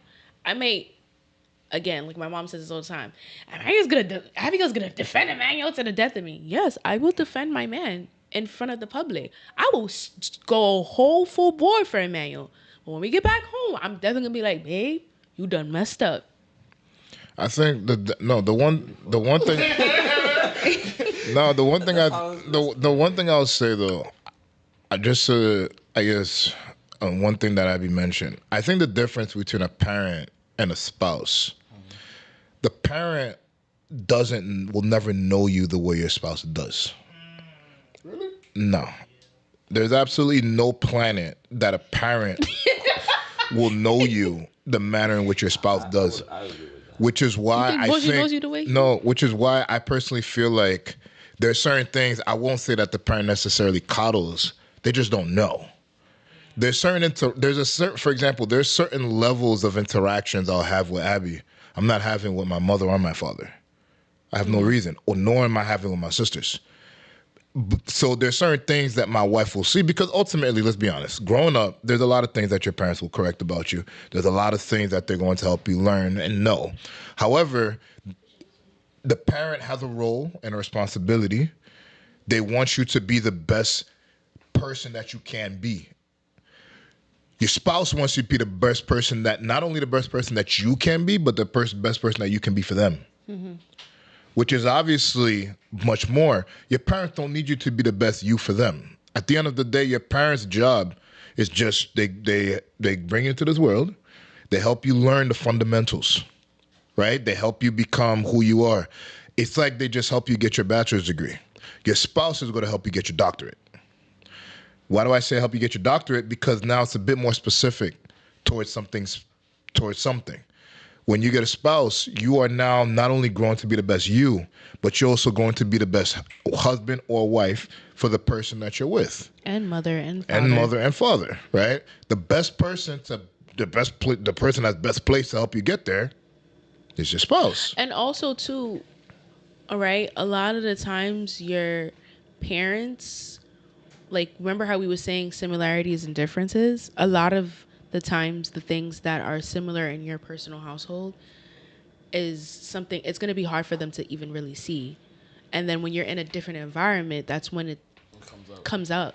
Because sometimes some things is in the whole family. Exactly. Yeah. Exactly. The whole family's that In way. a different environment. Yeah. What was normal to you was not good for you. Exactly. And that will be exposed. Benjamin, your question. No, I don't want to bring us back, but my question was just like, would you rather know that, what is it? I was about to say insecurity. Insecurity before or at the moment after or at the moment you met that person? What do you mean? Like would in you a rather, relationship or yeah, before the relationship? like, would you rather learn it ahead of, like, right then in that moment, or would you rather learn it after? The I insecurity. don't know. I think it depends, honestly. Wait, which moment are you talking about? Like, prior would to you the rather learn it relationship? early or a little later? Like prior to the relationship or in the In relationship? the relationship. Like, first thing, like, all right, this is my insecurity, et cetera, or like as you go. So They may basically, say that that's their insecurity, but that's probably not. That's not what it is. yeah, there's certain things that you're just going to find out. Sometimes you don't even know what.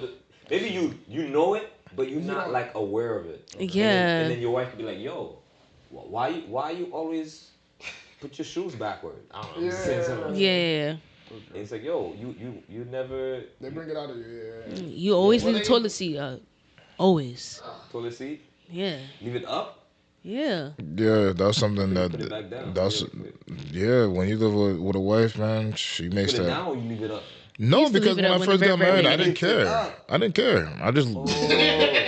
Then I was so confused. Like, so oh you my want me to God. fall in the toilet bowl? You hear 2 o'clock in the morning, or you hear the flush. It's like, And in my head, I'm just sitting here. I'm like, wait, so it got to be down because you can't take the extra 3 seconds to see that it's down. I'm like, but they always want it down. I'm like, you know what? Forget it. I'm gonna just do it just to give myself peace. I've heard that as one of the relationship advice. Keep the toilet seat. No, but I think, but the thing is, put it down. No, the thing is about insecurities, and the reason why it's good to have, because you see how stupid it sounds like you're talking about a toilet bowl, a toilet seat, right? Do you know that can actually be the foundation of a very big argument if it's not something that, for no reason? I always say big arguments, there's no such thing as an argument that starts big. Every argument starts small. There was something that either was not addressed, skipped over, or something that you just overlooked because you were just telling yourself it's not that serious. We like to say, and especially this generation, we love to do that. A lot of us in this generation like to tell ourselves it's not that serious, it doesn't matter, blah, blah, blah. We could sweep it under the rug. But then the problem that always happens is you don't address it at the time, and then you move on, you get to a point where it's like the argument gets bigger. It's a big thing. Why? Why is it a big thing? Because of the fact that you guys didn't want to talk about putting the toilet seat down. That jumped perfectly back to our last point. Like, would you rather address something right then and there, or wait until, like, who apologizes first? Like, would you rather wait till it pisses the person off, or like? Yeah. I mean, Yo, Jimmy is next question, please. Next question. Would you rather date a long time before marriage or have a short, intentional dating season? Short, What's the intentional definition of dating short? season. 6 months. Nah. 6 months? Whoa, no. Hell no. No. 6 months. I always say this to any female that I talk to. I always say this, and I remember I was having this and no, It's long for some people. no. Some people I know somebody who was dating for like 9 years. Okay, that's wild. That's insane. It is. Dating But for not 9 years is crazy. But I remember I talked to someone once, and she was like, you know, she said, Emmanuel and I was like, she was like, oh, how long have you been with your husband? And I was like, 7 years. And I'm like, we've been married it's about to be 5 years. And she was just like, dang, like, so you guys were only dating for 2? And I said, yeah. And she's like, oh, that's pretty short. I was like, really? I think that's like a good amount of time to get to know someone. And she was like, what do you think is like the recommended time? And I said, I would never say there's a recommended time. I do think like 5 to 9 years is a bit of a stretch, but people's lives are different. If you started dating very young, I'm not gonna say to go get married at 21, right? Unless if God tells you otherwise. But like, you know what I mean? People are living in different states and things have to be like, there's so many different factors. But one thing I will say, and I've always said this, is that I always tell every female that I talk to, I think you should learn how to go through different seasons with your spouse before you guys get married. Because if you don't pass certain seasons of when they're happy, when they're sad, when they're angry, when they're financially good, when they're financially bad, baby, when you get married. Nah, for me, well, the one thing that always has me cracking up is I remember when Emmanuel didn't really, he was switching cars and he didn't have a car at the time. Like, seeing how he acted in that moment, understood that, okay, I got a question. You know what I mean? No, I remember there was a time where I love when I see this, right? When someone just gets married, they go on their honeymoon, they come back. Then you check their TikTok bio, their Instagram bio, they call themselves marriage coach. I'm like, you don't know the first thing about marriage. You can't tell me that you just had a honeymoon, you come back, you're a marriage coach. Mm-hmm. The thing that's important, in my opinion, and one thing that I've learned, you know, Abby and I, as you guys know, been together for 7 years, married for 5. I would say this. It is very important that before you get married, I don't think it's necessarily the duration that matters. What matters the most comes down to, have you seen your partner in different phases? When they're mad, you can't tell me that you're getting engaged and you've never had an argument that's made you guys want to break up. Facts. That doesn't make sense. That's a recipe for disaster. I've said this all the time. Abby and I had one experience. I'll never forget it. We were getting married December 2021. We're engaged. It was November 2021, and Abby and I had a very long conversation. After a Friday night service, before we got married, we stayed out talking. Stop. Especially when you be creeping. So that's what we stayed outside talking. It was like till 4 or 5 in the morning, and we're talking, and we're at a point we were really telling each other that we're ready to break up. Like, we're telling each other that we're done. Like, we're not going through with this. We didn't care that our parents just spent thousands of dollars on the marriage, on the wedding ceremony, because ultimately, at the end of the day, I'd rather pay your money back than live a life of suffering and misery and hell. Like, I'd rather just give you your money back. Just take them. If the money is a problem, take it back, and we'd rather take them. No, we wanted to make sure that if we're going through this, and Abby voiced her concerns, I voiced mine, and it got heated, obviously, crying, tears, everything. But it was important. We needed to have you need to know who your partner is when things aren't rosy. When things aren't rosy, what does your partner do? What is your partner like? How do they react to tough situations? How do they react to adversity? Because ultimately, your marriage will consist of adversity. There will be dark moments. There will be moments where things are not going the way that you would like. There will be days where you're going to go into your bank account. You're not going to be able to give your partner everything that they want. There's going to be days you're going to expect your partner is used to waking up and making sure that you know all this different luxury type of treatment. But there's going to be a day your partner's going to have to wake up and only going to see $20 in a bank account. How are you going to react? What are you going to do? And a lot of times we don't understand that. We like to think, and I love nowadays you have Christians that be like, God gave me this person, so you just jump the boat and you decide after 3 months I'm gonna get married. It doesn't work that way. You have to sit down. You have to learn the person. You need to learn them. That's a question. How long does a season last? That's up to you and your partner. A season doesn't have to last that long. It doesn't have to last that long, but a season can last an hour. Yeah. An hour? No, because you have to understand what I mean by season. For example, it could be just like an argument, a disagreement, like, you know what I mean? But at the same time, it's like, I feel like 3-6 months, like, that's... You don't know anybody in 3-6 months. 3-6 months, you're still in the honeymoon phase. It's possible to know somebody in 3-6 months. I was about to say, no. But what if you know the person already? No. Hear me out. What if you know the person already, but it's not a relationship? No. You know you're being friends with somebody and you being in a relationship is two different people. Exactly. Who you are to each other is not how you're gonna be with your spouse. Absolutely not. You're gonna be completely different. 100%. Get to know each other anyway. I've never said you're not gonna get to know each other, but 3 to 6 months? No. I feel like I'll say this, right? Yes, you can spend intentional time to know each other, but at the end of the day, you have to also understand that I think one of the biggest privileges that Emmanuel and I had at the time was we were in COVID. So we spent a lot of time together. We spent a lot of time together. We had to spend a lot of time together and isolated from other people. Exactly, because of COVID. But I'm just saying to you that I feel like, yes, you can only be the one to be the determiner of a season. But what am I going to tell you? Go get married in 6 months. Go get married in 3 months. Because I think that there has to be a point where there has to be a point in your marriage, exactly what I mean, in your relationship, where it's like, bro, only arguments are going to be the determining factor of how you are. Are you a great resolution solver? Are you a conflict solution?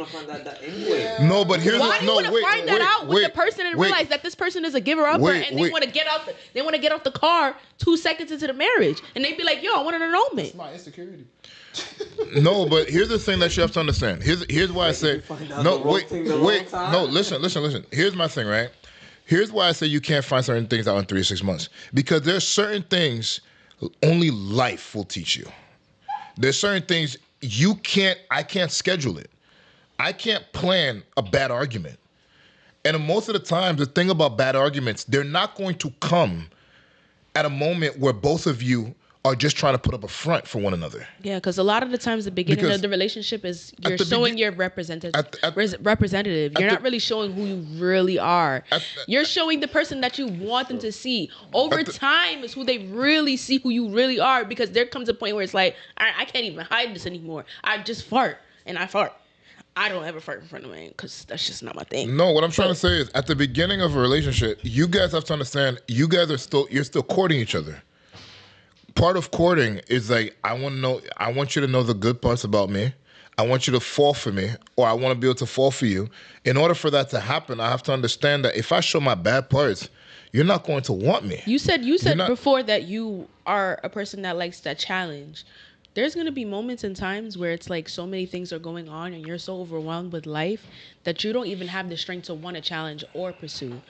And that person has to see that in those seasons to understand who that person is. Do you really think that's going to happen in 3 to 6 months? I'm a planner. You don't know. Okay. Like, because scenarios matter for me a lot. Scenarios matter a lot. Okay. Scenarios matter a lot. That's what I don't know. I wouldn't say 50-50, but I'm not 100. Like, I wouldn't say. I think a year is good time. Like, I don't think I don't think you could put a minimum. I don't think you could put a maximum. I don't think you can put time on it. You can't put time on love, bro. Cause Bishop is a lover boy, but it's like, bro, I'm telling you, I think that. I know. What I'm gonna say is this: we'll just keep it at that. Slow and steady wins the race. No, 100%. That's what I said. 100%. I can agree with. You have to go through certain episodes with your partner before they become your life partner, or whatever the proper term. Yeah. That I agree with 100%. Because you can't marry somebody you don't know. That just makes sense. That's like that TV show, Married in 30 Seconds or whatever that TV show is. That's what I said. I agree with that 100%. Yeah.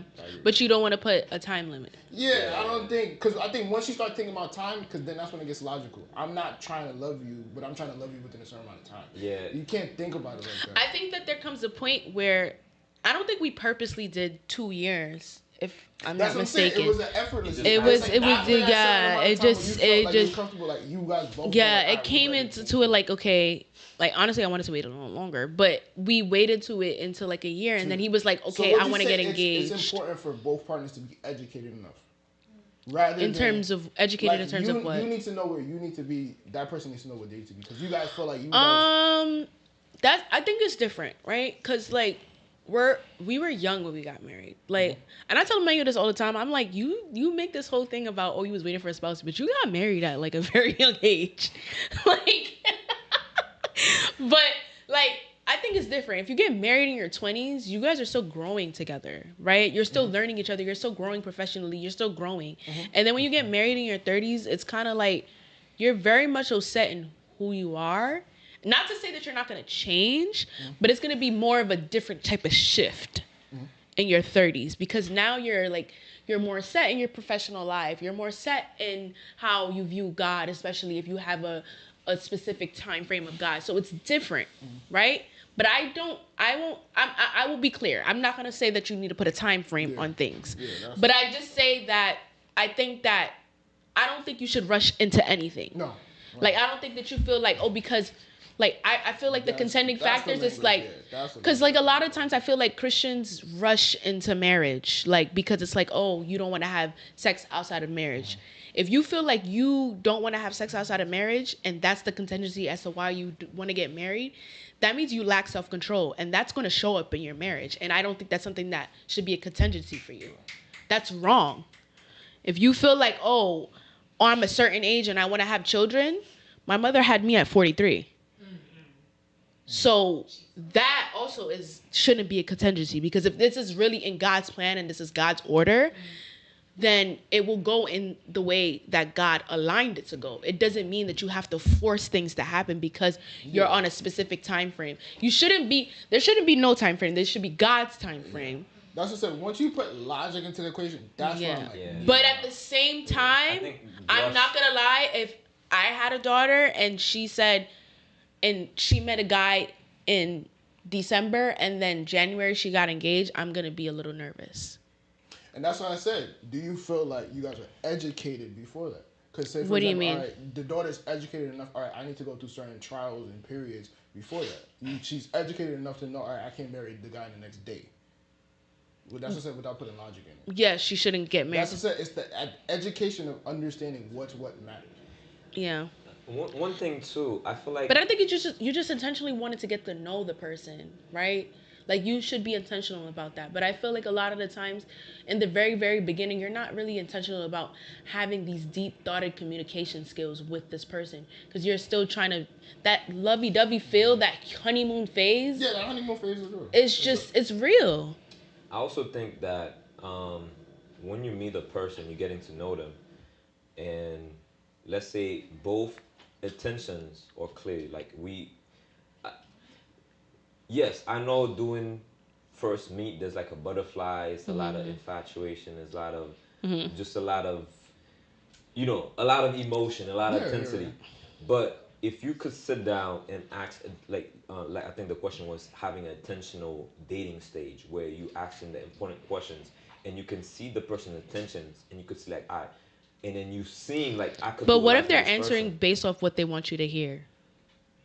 Because people do that. Yes, I mean, yes, but and their actions is what shows you, and actions take time to see. The word is attention. I feel like if you intentionally, you guys both intentional, you guys trying to find out who each other is, and you actually, because at the end of the day, when you talk to a person, you can pick up red flags, or like you can pick up cues. Are you? Because when you're so in love and you're like infatuated with this person, you tend to not see red flags.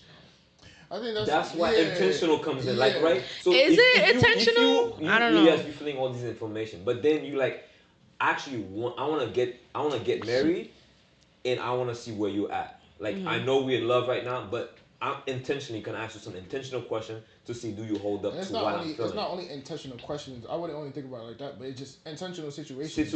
Like you just you start actually to expose, looking like, all right, yourself. Yes. This is what I'm. How did you know? How did you know it was time? That matters too. We know.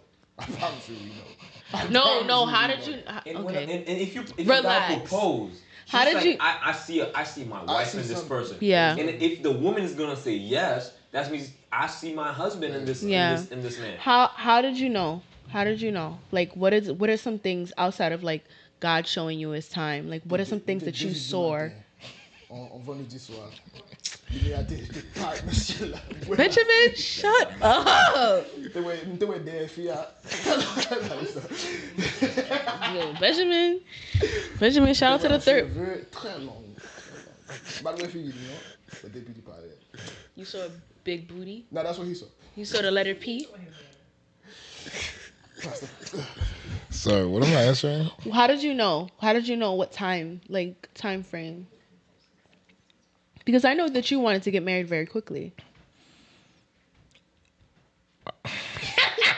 It's like you can't put logic into no, because I feel like I could want to watch it, but she want to wait, and that's not gonna work. Exactly. But if we both want to get married now, let's get married now. Drink it. That's it. Go ahead. That's it. no. I mean, I mean, I feel like there comes a time where you just gotta know. Like you get through the dynamics, you see what you needed to see. I feel like the boxes that I needed to see were checked. I didn't feel like there was much more else for me to see. I feel like I came to a point where, and I remember I was talking to somebody about this some time ago. For me, I have to know, is this person someone I'm willing to walk through fires with? Because at the end of the day, I'm never going to know what life is going to throw at me. Like, I can never look at someone and be like, you know what, I will guarantee that this person will be able to be the right one in each and every fire. Yeah. I will never know that. But what I will know is this person worth walking through fires with? And that's what you can know from before you get married. And what Is are this some person, things that you thought was like, oh, I think this person is worth? Like, what was like the? Sorry, Benjamin. I'm just trying to figure out like time frame. Gotcha. I'm trying to think time frame. That's why. I mean, you learn. You learn through like you'll see the person's loyalty. You'll get an idea of their loyalty, their dedication, how they are towards you, how they treat you. You'll learn through how they treat their parents. Their relationship with their parents will give you an idea of what you can expect. Yeah, I mean those. Do you feel like being a Christian pushes the time frame a little bit? I don't get it. Because I feel like we're in a culture where it's like you, like, oh, we don't believe in dating, so You all in or you all out? yeah, you know what I mean. Like, do you feel like that kind of pushes people to like run to marriage? Yeah, for some people just don't care. I feel like at the end of the day, it's the environment that kind of presses that more than the individual. Okay. I feel like especially young people in this generation, they don't really care. They'll go from one guy or one girl to the next and not think twice.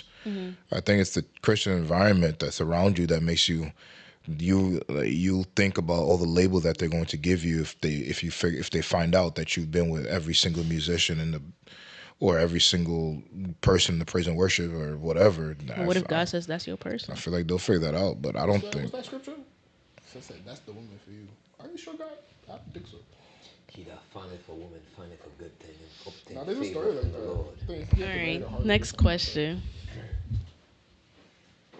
What are some ways to keep the relationship spicy in a healthy way?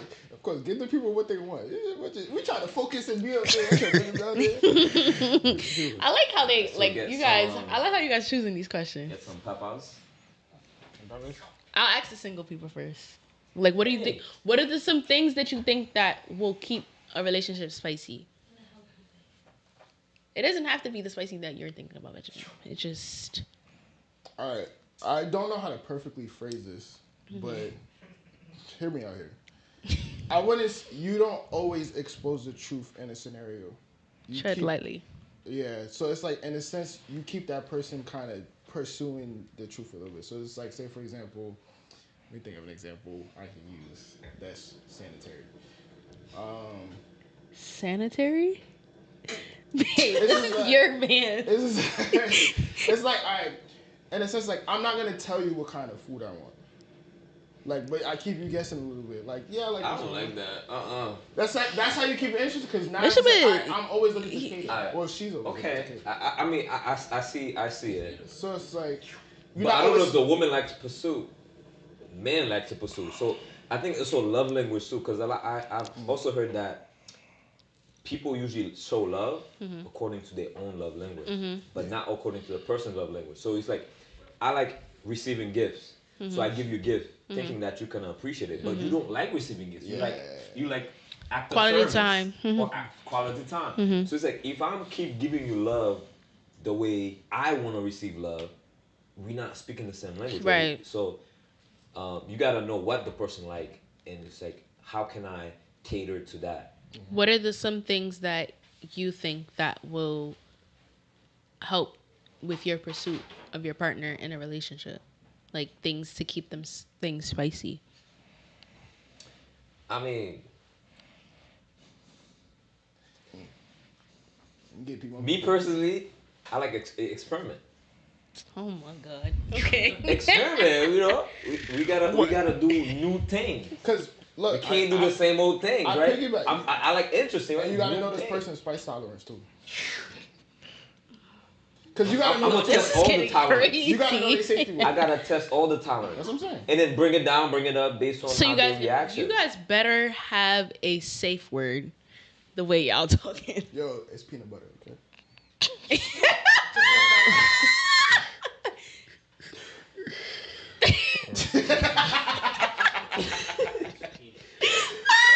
But there's different ways you can experiment. There's so many reasons I just don't understand. Okay. So, I mean, I feel like there's so much to the world that can be experiment. Different things we could do. That I feel like me in my personal world, I haven't experienced so much of the world yet. Mm-hmm. Like I'm thinking honeymoon. There's different places I could go, different adventures. Maybe we could try learn a language together. Go to a different country. Maybe I don't know.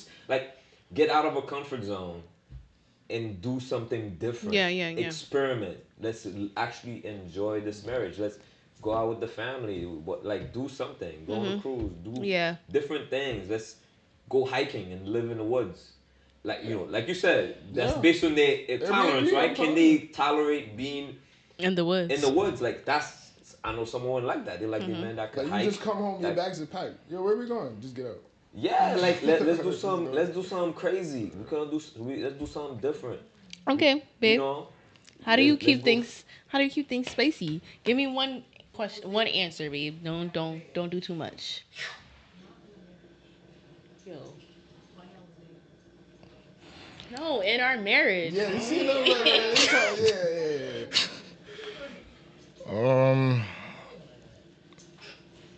I think that one of the biggest things is just never stop having that quality time. Cause I feel like quality time can get easily lost in a marriage. You guys both have your lives.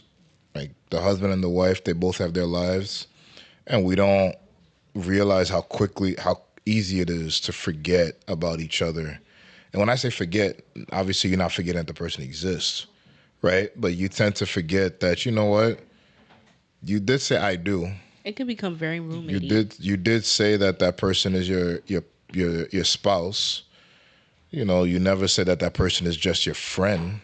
That person is your spouse. Like at the end of the day, I feel like it's, especially in a marriage, I feel like sometimes people, I don't want to say you get bored, but I feel like a lot of times people don't realize how it's very easy for the romance side to disappear in a marriage. That's very easy. And I think that one of the things that we always do is to make sure that we're always spending quality time, because I feel like that alone is what can invite certain things because at the end of the day, you can't, if you don't have your quality time, you're not doing anything. You know what I'm saying? So I do think that was important. I do think that, I do think. Play tag in the house? Play tag. Hey. Yo, I'm not even gonna answer that. That was a trap question. I'm not gonna answer that. But let's keep it. No, it is. I guess during our quality time, I'm a jokester. Like we like to joke, so I'll joke. She doesn't like pranks. No, I don't like pranks. I don't like pranks. And I used to try to do pranks in the beginning of our marriage, and it's just I don't like them. Like it's not funny. It's not cool. I mean, I tried to return the favor one time. I'm just taking when he took a shower, I went and got cold water and poured it on his head. Oh my god. Yeah. Cold water? Yeah. I heard those are good for you. It's good for your brain. So when you came from a long day from work, but one of the things that I like to do personally is when we go on dates, I would get Chat GPT and do questions, intentional questions, and or I would get like cards that ask spicy questions and all that type of stuff. Like what's your fantasy? What's this? What's that? It's very interesting conversations that we'll have that you would never like the person would never really tell you, but like it's funny. And I like to keep Emmanuel on his toes, so like I'll do things that that's what I like. That's the experiment, right? I like to keep Emmanuel on his toes, like things that he does not expect that will happen. Because now I'm married, so I can get to do what I want. Don't look at me. I'm just here. I'm just here. Don't look at me. I'm just here. I was watching the sermon. This guy was like, it's okay if the woman wants to leave. If it's in the bedroom. Oh, okay, in the bedroom. Okay, I was about to be like, bro, It's okay. Like we're not gonna complain. Like, I'm not. Nah. Next question. But the biggest thing is it's like the surprise factor. It's like the surprise factor. Yeah. It's a surprise factor. Something has to be always going on. It's that random moment that spread the most that like when you come home tired and it's like no matter of fact when you go to school and that one person make you laugh and you're not trying to laugh all day. Yeah. That is like what's important. Yeah. It's like all right, you bring me out that mode every Yeah, time. like for example, when Emmanuel comes home from work, sometimes I see he's like, ugh. And I just start hugging him and just dance. And he just be looking at me like, what's wrong with this girl? I was like, we have... He's like, you done dancing? He's just like, why you being so... He's like, why you being so weird? I'm just like, you gotta get... I'm just happy to see you. I just take him and just start dancing with him. And he's just looking at me like I'm crazy. And it keeps you young too. That's important. Yeah, like I like to laugh. I like to have a good time. I be sending Emmanuel text. What y'all be saying? Something about laughing, giggle, something like that. If you could make it. No, but like I love to make Emmanuel laugh. I love to make him laugh, and he loves to make me laugh. Like you know what I mean. So we'll always send each other like memes and stuff like that, and things like that's too. Like we send each other things. If some people saw our text messages. It's a little trifling. I said rated 21 It's crazy. Well, that's good. It's fun too. Yeah. Anyway, next question.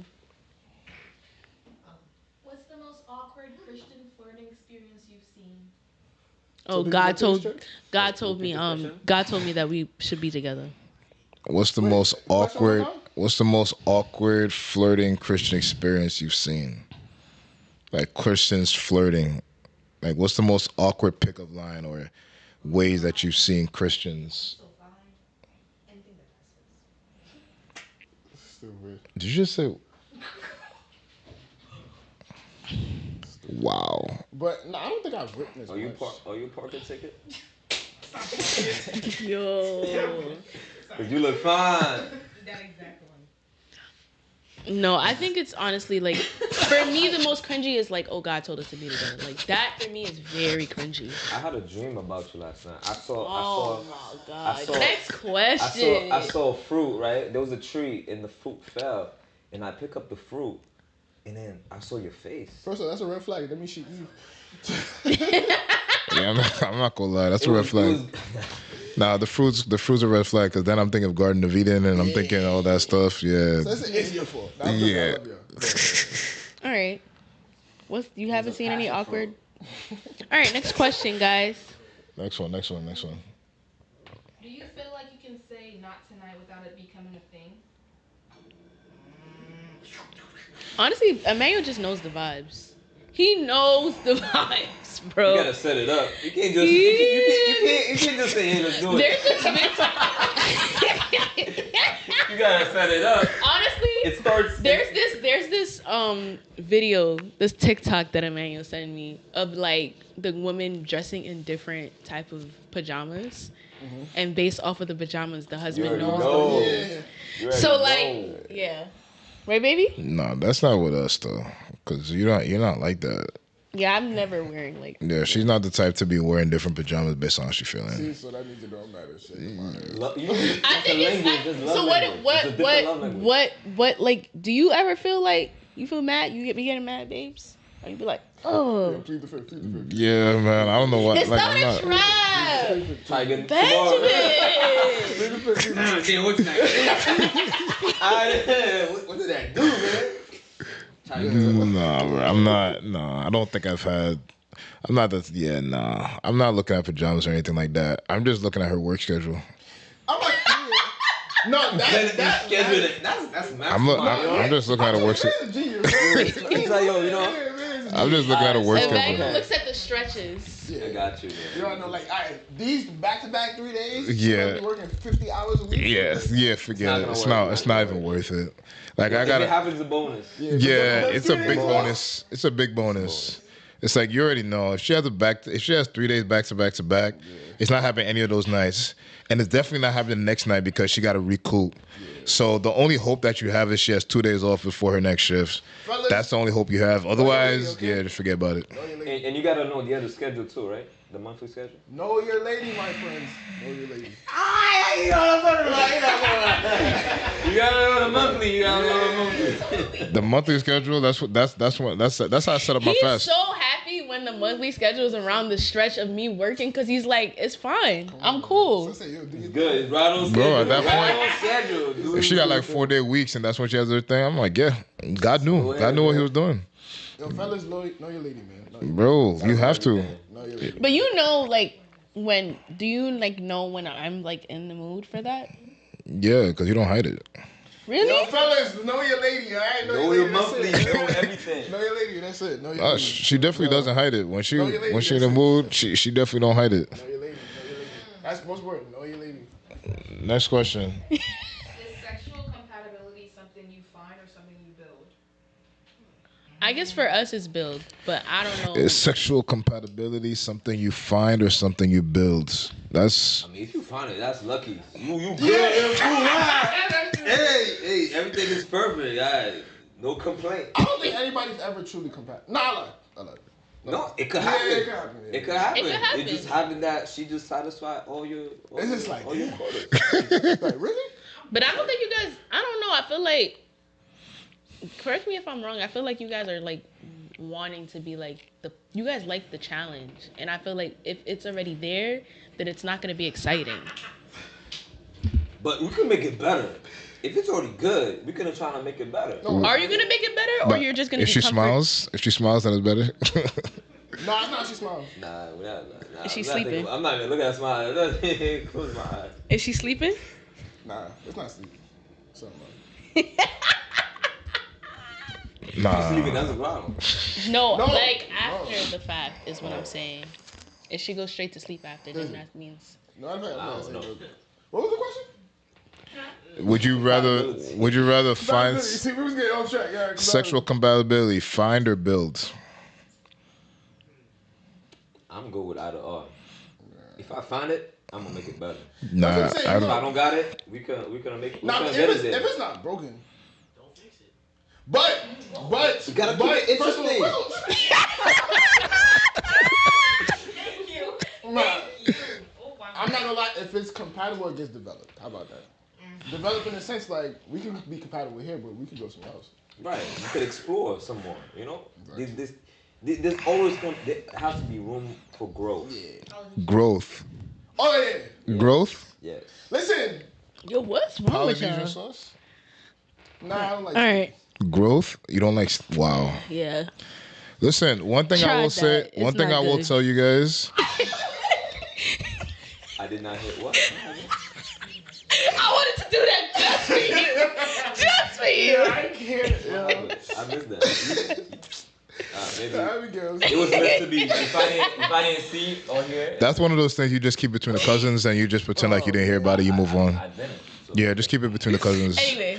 The one thing I will tell you gotta take a that shot that right usually after. Like, it ain't worth it, bro. Overrated. the one thing I will say that I would say definitely does do a difference is just a change of scenery. I'm not gonna lie to you. There's Why do you something think we for love vacation some. so much? No, not we. You. Ooh. There's a reason. For some reason, it does something to the woman. I don't know what it is. She will not feel the same way if she has to touch her toes in a living room versus touch her toes on a balcony in the When Mexico. she's cleaning, guys, we're not. Come on. what do you guys think of waterbed? No. No. Not for That me. That's yes. for old people, right? It's not for old people, but like. It's just it's not it's overrated. Yo. It's crazy. Listen, I pray my mother's not watching this. Bro, what's Benjamin walking the house tonight? Benjamin. Sorry, next, What happened? next question. Next question. But I feel like that's weird though. Like you find somebody you're not compatible with. But how would you know if you found them if you're not compatible? I think the chemistry will. Because if it's assuming that you want to be like a Christian, you got to wait till marriage. That's the last bit of a compatibility that you'll find out. They doing all the wrong things. Just say, don't do that. That's how are you gonna say don't do that? You gotta talk about it. Next question. If we're talking. I don't know. Not at the time. Like that's weird. Afterwards. So you gonna go through a bad moment and be like, yo, let's recap. Yeah. Yo, let me tell you. I've heard. Because you're real sensitive about I don't know. It's hard to bring that up. I think it's hard if you make it hard. Like if I'm open about it, I want to create a safe environment where that could happen. He's not wrong. I love that for you. Yeah, you. I'm not that mature yet. Because I've heard this this Christian couple. They said they have the best intimate life at their later years because they have so much experience. They know how to satisfy each other. I believe that. So it's I believe that's true. So it's like that's what I'm saying. You gotta build. They didn't know how to satisfy each other, but now like they know. Because one thing I have to learn is like your intimate life is not about how to satisfy yourself. You're trying to find ways to satisfy. And that's kind of why, that's why like the enemy tries to distract us with so many things from social media and like all these different things, because then when you get into that moment, you're not truly satisfied and you're trying to satisfy yourself rather than, like Emmanuel said before, it's like it's not having sex, it's making love. You know what I mean? And it's like, you know, unfortunately, you're in a culture now, it's wham, bam, thank you, ma'am. And it's not that in real life. Right? Yeah, it's so much more to that. Good to wait. That tension? Ooh, Jesus. Next question. Okay. Has porn genuinely broken how a generation thinks about sex? Oh, yeah. We just said we got that. Porn is about self-satisfaction. Yeah. You want to satisfy yourself. With sex life, like I said, is about satisfying your spouse. Because that's not compatibility. That's selfish. All right, say, next. You good? Do a last question. Make it good. The last one. How does trauma quietly show up in the bedroom without people realizing it? Say what? How does trauma quietly show up in the bedroom without people realizing it? I think that trauma shows up. How does trauma quietly show up in the bedroom without people realizing it? Chat, you guys if you abuse, like if you were sexually abused. That's what I said. The first question that popped into my mind is trauma comes from within or does it come from outside factor? I think like some people don't like being some people don't like being touched. Like you touch them, they like they like I see like they withdraw. Like so it's like you didn't do anything to the person, but because they're trauma, like they hesitate or they like act.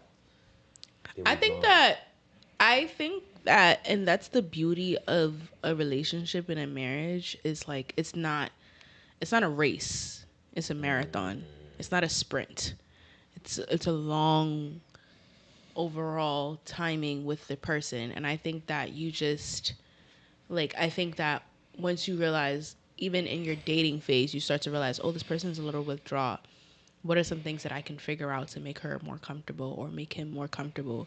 That reserved, I'm talking. And trying to have conversations and open conversations and being intentional about how you touch them and what are some things that trigger you? What are some things that don't trigger you? How can I love you better?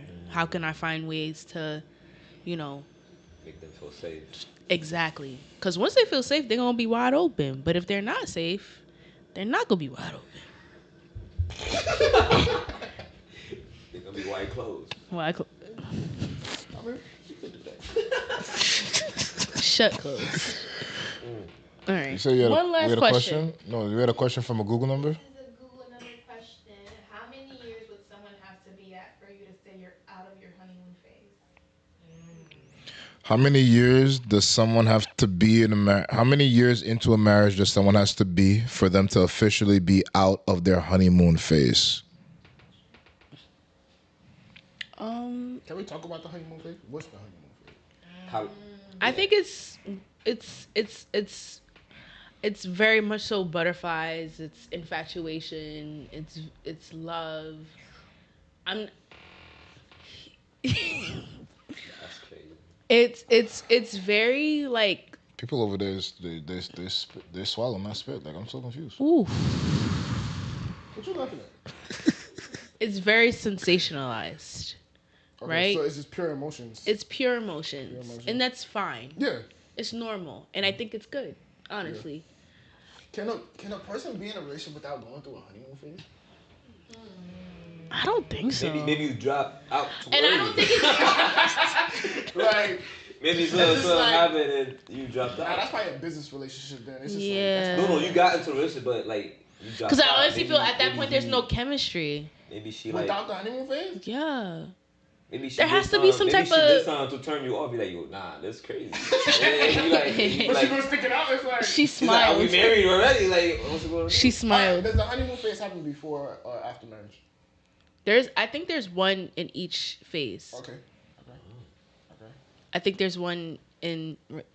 Am I right, baby? What do you think? I think there's one in the beginning of relationship. I think there's one in the beginning of the engagement. Yeah, because I think there's one in the beginning of the marriage. Okay. Yeah, I do. I do Is think there one every year, every 5 years, 10 years? I think that's how you keep it spicy, and that's your. It's like you love each other all over again. Yeah, I think that's where you learn to grow and find new things to enjoy about each other. But I do think each phase, and it's like there's a new honeymoon phase when you have a child. Mm-hmm. You know what I mean? Yes, because it's like now you bring this new person. And sometimes that phase is so crucial. That's why you see a lot of people like once they have a child, like they break up or they're not the same anymore because they're not loving their spouse the same because the woman is feeling insecure because she just had a baby and her body's not the same. And that's when the man comes in and tries to like really love on her and not try to sexualize her, but just really just love on her intentionally in every other way. So, you know what I mean? All right, bitch, man. Nah, pregnant women, beautiful. Because they're so, like, at peace. And it's like... Not all of them, but... Not but still. Yeah. Yo, Benjamin is crazy today. Strange things. Nah, because it's... Yeah, I see. I don't face. Question. Was honeymoon... How long does it last? How long does it last? We still in How long does it last? What do you think, baby? I gotta follow up, too. Is it as long as you want it to last? No, I think. I think honeymoon phase, in my opinion, lasts until life hits. I don't think there's really a time period for it. I think it's whenever your life starts to hit. Like honeymoon phase could last 3 days. It could last 3 months. It could last 3 years. I think once you guys really life hits and you get into your first real argument. So would you compare it to like the actual and like it's like the actual physical honeymoon? So like when you're away, it's just you two, it's just all love. But then when you come back home, that's when like you're back exposed into it. Would you compare it like that? Yeah, I mean, I wouldn't say, for example, if you go on a honeymoon and you come back, that's when life hits per se. No, but that. But the idea is because the idea is when you think of honeymoon phase, what are you really thinking about? You're thinking like you're walking on clouds. You're thinking of like you're on cloud 9, everything's rosy and daisy. You're happy. There's nothing going wrong. I mean, and I'm being serious, you probably having sex 3 times a day. You're probably sitting here having all this enjoyment, everything like that. Everything goes this.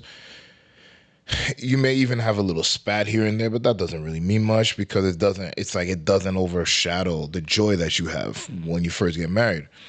But then comes that very first big argument. You spend my money. Yeah. You get into that first argument where something big, some not when I say big, not like, but something serious, something that you just can't really just run from.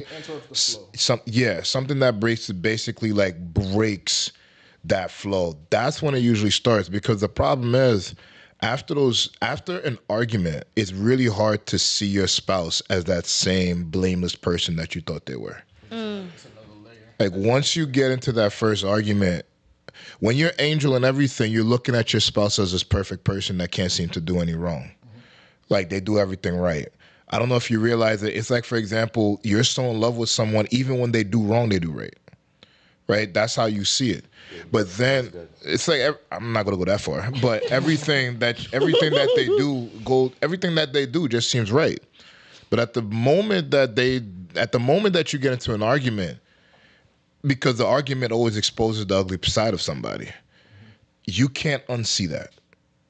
Hey, you cannot unsee that person that just blacked on you. You cannot unsee that person that you felt that just cursed you out. You cannot unsee that person that you feel like just hurt you. And as a matter of fact, it's so much worse because of the fact that you, during that honeymoon phase, you became a bit vulnerable. You became a bit open. Your walls went down. And now that person just hits you. And that it's like a different type of dagger. It's like it's a dagger that came from someone that you didn't think would ever hurt you. And then that's when it gets left. At that point, that's when the honeymoon phase for me is over, because now you have to start to understand what it means to navigate someone that you no longer view as completely perfect. And you have to learn to love them again. Yeah, and it becomes, like I feel love like them. Not again, but like you have to learn how to love them through that. Like past that, and know how to, like, you know, truly forgive. Yeah. And like that's like the art of forgiveness, which is like really, really hard. Yeah. You know what I mean? Because some, like, Emmanuel always tells me this. He's like, words are like bullets. You can't take them back. Yeah. So just have to be, you know, I think, and also too, like, I think that the art of arguing, like, grows through time, right? Like we argue now, or disagree now rather, more efficiently than we did when we were like younger and dating, because we've learned how to speak to one another. And honestly, as a woman, I would say, because, like, you know, a lot of us are like, but you just learn that that's not the way to really get your point across to a man. He's not going to hear you. He's not, especially Emmanuel. Emmanuel be like, oh, you're talking to me? Like, Emmanuel be like, oh, we're not yelling here. Like, he's like, oh, when you calm down, we'll have a conversation. Because immediate reaction, the immediate reaction, this has to get diluted. Yeah. So you keep going up there, all right. Yeah, he's like, if you allow, if you normalize, don't say that. What you say? Are you done? Yeah, like when Emmanuel says, you allow certain things, it's just that's Emmanuel's like, even like, so you have to just know how to express yourself, especially if you're a passionate person. Like, I'd be like, but I'm passionate about this thing. I'm not yelling at you, but I'm just yelling about the situation. And he's just like, I don't care. Like, I need you to, like, I'm not going to hear you in this way. And honestly, it's like, I've learned through time, as much as I want to scream and shout and have a temper tantrum, it does not work. My feelings don't get across. You're not hearing what I'm saying. And it's like, it's just not effective. And then we may say sorry to each other now, but then 2 weeks later, we're still arguing about the same thing because we never really solved the problem. But I think that's one thing that always gets very misconstrued. A lot of people like to say that you don't understand me, but I don't think people also understand that you're not articulating yourself well enough to be understood. Mm-hmm. And I feel like when you are speaking out of emotion, out of anger, most of the time you're not speaking with common sense. Right. You're just speaking a bunch of words really fast with a lot of bass in your voice, with a high volume, thinking that that's going to make it seem like that is going to get my point across. Right. And the whole time like Abby said, the whole time I'm going to look at you and I'm going to wait. I'll be like, whenever you're ready to calm down, we can have this conversation. Because there's two things working against you right now. Number one, you, and number two, me. You're working against yourself because you're not effectively communicating how you feel as much as you think you are. Yelling doesn't entail effective communication. Raising your voice does not entail effective communication. Barking at the top of your lungs does not entail effective communication. Effective communication, you can be more effective by speaking the way we're speaking right now, saying the words accordingly, and you're expressing how you feel, and I'll understand you. Because at the end of the day, I tell my wife all the time, when this is over, we're not getting a divorce. Like, So you still gotta come we still have to deal with each other. So we can either decide to deal with each other in a very humane way, or not. And I do feel like a lot of times we love to tell ourselves, "You're not hearing me." Well, you're not saying anything that is worth being heard. Like, that's the problem. As much as you want to say you're not hearing me, but nothing that you're saying is worth me hearing. And When you also, too, decide to like, calm down and relax, then sure, we can have this conversation. But otherwise, and Emmanuel's the I'd rather king, watch basketball. Emmanuel's the king of follow-up questions. He said, so when you said this, what do you mean? And then when you said that, and then when you said that, what did you mean by that? And, like, why did you say that? And how did you feel this way? And how did you get to that conclusion? How did you make this assumption? What drew you to that? What did I do? How did I do that? And this, he'll ask you a million. By the time it's like, I'm not even mad no more, babe. Stop asking me questions. You're in a loop. Like, literally. He's like, You start thinking like, yo, why? are you really mad? Or you want to think you're mad? Yeah. And it's like, Is it? yeah, like, He's like, you know what, just leave me alone. it's just like, yes, but, exactly. Fool. So it's like, so how did you get there? And what did I do? Like, what are some things that I lacked that I did that caused you to get to this? And do you think it's miscommunication? Like, I think a lot of times it's a lot of arguments? It's a lot of miscommunication, and also it's like assumptions. Honestly, I think miscommunication is probably the number one reason for most arguments. Yeah, I thought you said this, and this is how I took it. Well, it's two flavors of miscommunication. Either Text number one, where you did not take the time to understand, because a lot of times, and that's why I say words are like bullets, right? Because once the bullet hits, I'm not going to ask you, did you mean to shoot that at me, or is that somebody else? No, I'm in pain. The bullet is done. I'm in pain. I'm not trying to, I no longer care if that was meant for me or somebody else. It's the same thing with words. There's certain words, once you say them, I'm not going to have a thought in my mind to first ask, is this what you actually meant? No. How I took it is what I'm going to run with initially. That's my initial thought. Now, it's different type of people. There's some people that even after their initial thought will be like, hold on, is this what you meant? That's like only 5% of the world is really like that. The rest of the 95% is going to be like, I don't like what you said. And then that's why I say it's miscommunication. Because then when you tell the person why, and then what do you hear the other person will usually say? That's not what I meant. That's not what I was trying to say. That's not this, that's not that. That's not what you hear in most arguments. A lot of arguments are like that. Now, can you blame the person that took it the way that they took it? No. You can't usually blame the person. Now, don't get me wrong. Even when they explain their thought process, you may be looking at them and be like, I still don't know how you got there, but hey, I can't blame you. But at the end of the day, I can't blame you. That's one level. And then the other miscommunication, in my opinion, like my wife said, text messages. I tell people all the time, text message is a very 50-50 way of communication. And that's why a lot of people in this generation can't keep friends, because their main source of communication is through text messages. Text messages suck. They cannot be a primary form of communication. They can be something that you do after, secondary, even third.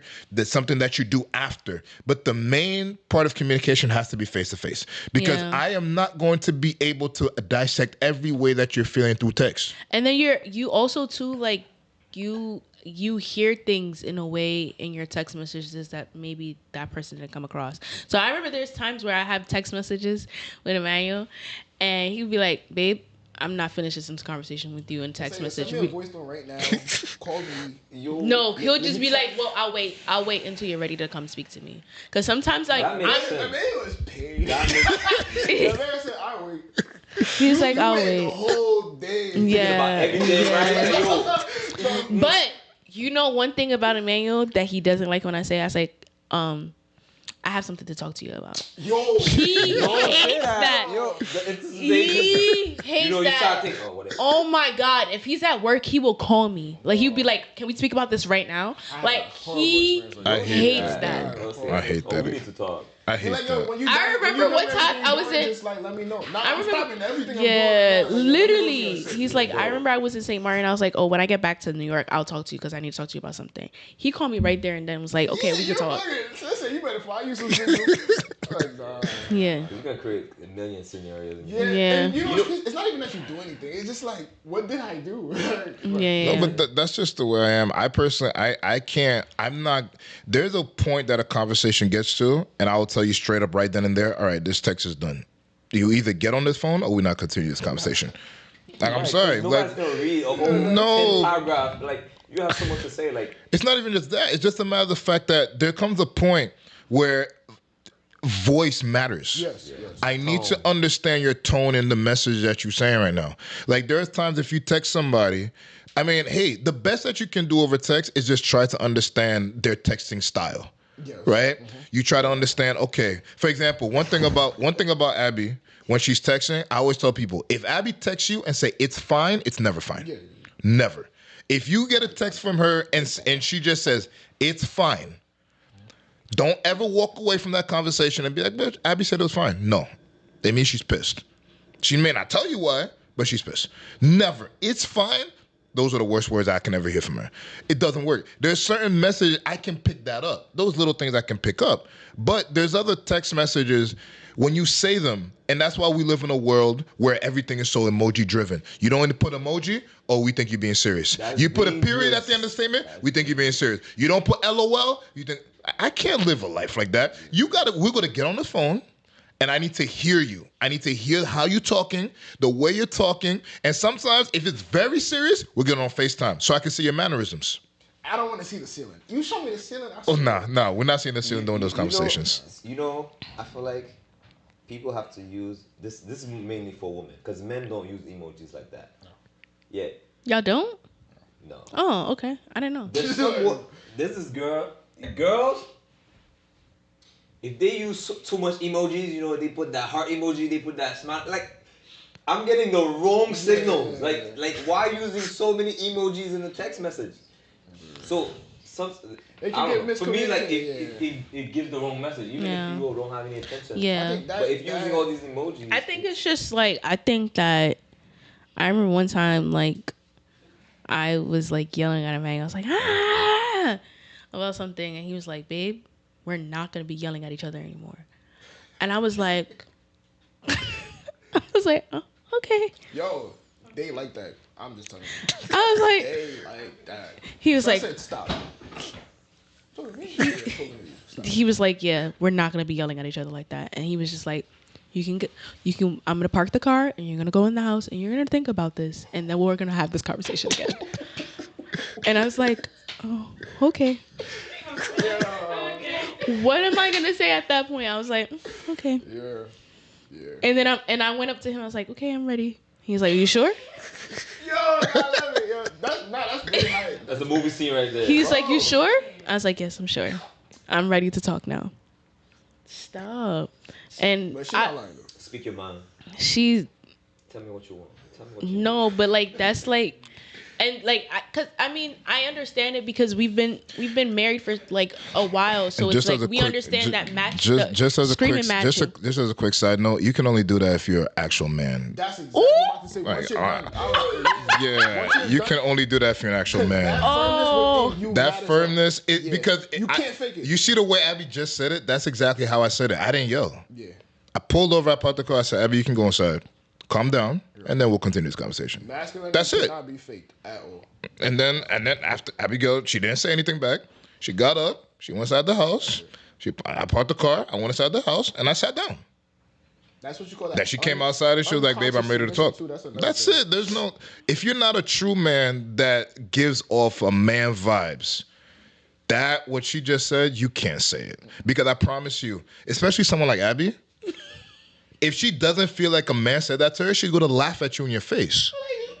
Excuse me. Once you get that, if you get feedback in that moment, bro, you're not there yet. Nah, she need you. No, but Emmanuel, yeah. But don't get me wrong, I feel like females will challenge you though. Oh yeah. They'll see if you really like that. I mean, no, I'm definitely. Yeah, she's sit down real quick. Yeah. We're not sit doing down real quick. Yeah. Sit down. Yeah, sit down. Even like sometimes the way. Nah, but you can't do that. You gotta hold that in. You gotta hold that. After you do that, you gotta even when he, there's certain ways he'll look at me if I'm like, he'll be like, I'm like, oh, okay, I'm sorry. Yo, the look. It's like I think I was doing something in service. I was about to go get something. He's like, where you going? I was like, oh, I'm sorry. I'm almost there mastering that as a dad, but like when it comes to husbands, bro, that's a skill. That's a skill. That look, like you don't gotta see nothing. It's just like, yo, it's like the fear of God. Literally, and I just be like, okay. Yeah. And you just say this, just like that, just like that. That's literally. That's it. Like, are you hungry? Nah. I'm okay. Literally. No, like Emmanuel has this. He has a very. I think when my friends, my coworkers met him. When my coworkers met him, and they were like, "Oh, yeah, Abigail definitely needed this man, because this man gonna shut her up real good." Like, not in a bad way, but he's going to be able to handle her personality because she has a really big personality. Yeah. But the thing is, and this goes back to what you were talking about 6 months ago, about the whole 3 months, 6 months, and things like that. You can't learn something like that in 6 months. You can't learn that because, like you said, first off, arguments have to present themselves, right? Number one. And number two, as a woman, they go to challenge you at first. Yeah. They go challenge you at the beginning. Like what you're saying, Abby saying now, that wasn't the way it was at the jump. At the jump, we clashed. Like, I won't lie to you. Before I got to that point, it took time for me to get to the point that Abby's talking about right now. Because the reason I say that, and I'm going to speak for myself, when I first started, I wasn't the confrontational person. I was never like that. I'm not the person to engage in back and forth head on. So when I first got with Abby, because like I said, and that's why I said, when you're away in a household, that's what it is. In my house, for the most part, and I guess it helped the fact that our house was so big, I could go 2-3 days and I don't see or talk to people in my house. When I was in my parents' house, it was normal, right? But it's not normal like on a regular day. But like if we're upset and no one wants to talk to each other, it was easy to do. Like you can lock yourself up or find a room or find a corner and you don't see it at all, right? But Abby obviously is the complete opposite. So when we first got together, and then I was the type, like I said, if things go left, I'll just take a step back. Abby was very confrontational. At the beginning, that annoyed me. Right? To the point... Ooh, tell me how you really feel, man. To the point, I was just like, I'm not used to this. And it kind of got me out of character. To the point that I would start I would start to raise my voice. Right? And then, like I said, it came to a point where I was just like, hold on. We gotta fix this. This just don't work. Like the whole yelling, the back and forth, because there are times I realized that we would say things to each other, and those things, you couldn't take those back. And those things sometimes, even if the person didn't mean it, it still hurt. Yeah, you couldn't see the positivity. You couldn't. You know what I'm saying? Things like that can be surfaced. Yeah, so at that point, I would take a step back and and then I told myself, and I'm like, this isn't working. I need to figure out a better and more effective way to argue. And then that's when I started to just notice trends about our arguments. What do I mean by that? I remember, and that was one time I sat Abby down, I told her, and I said, listen, one thing I started to realize about our arguments, we could start arguing at 9 p.m. We don't finish till 4 a.m. And the argument only was productive from 3 a.m. to 4 a.m. And then I'll be like, what happened from 9 p.m. to 3 a.m.? What was the reason? And I realized, and I told her, all that happened from 9 p.m. to 3 a.m. was we lost the plot. Why we even started arguing, we forgot about it, because at the time we started raising each other's voice. We started raising our voices, and now it no longer became about why we started arguing. Now it's a matter of, I don't like your tone. I don't like the way you're speaking. There's a comment you just said while you're upset. I don't like that either. To the point it just kept escalating and escalating and escalating and escalating till you get to, and before you know it, it hit like midnight, 1 a.m., 2 a.m. And I'm like, at 3, what finally happened at 3 a.m., we both finally decided to calm down because we both just got tired. We just got tired at that point because I'm not going to lie. Like, arguing does take our energy out of you.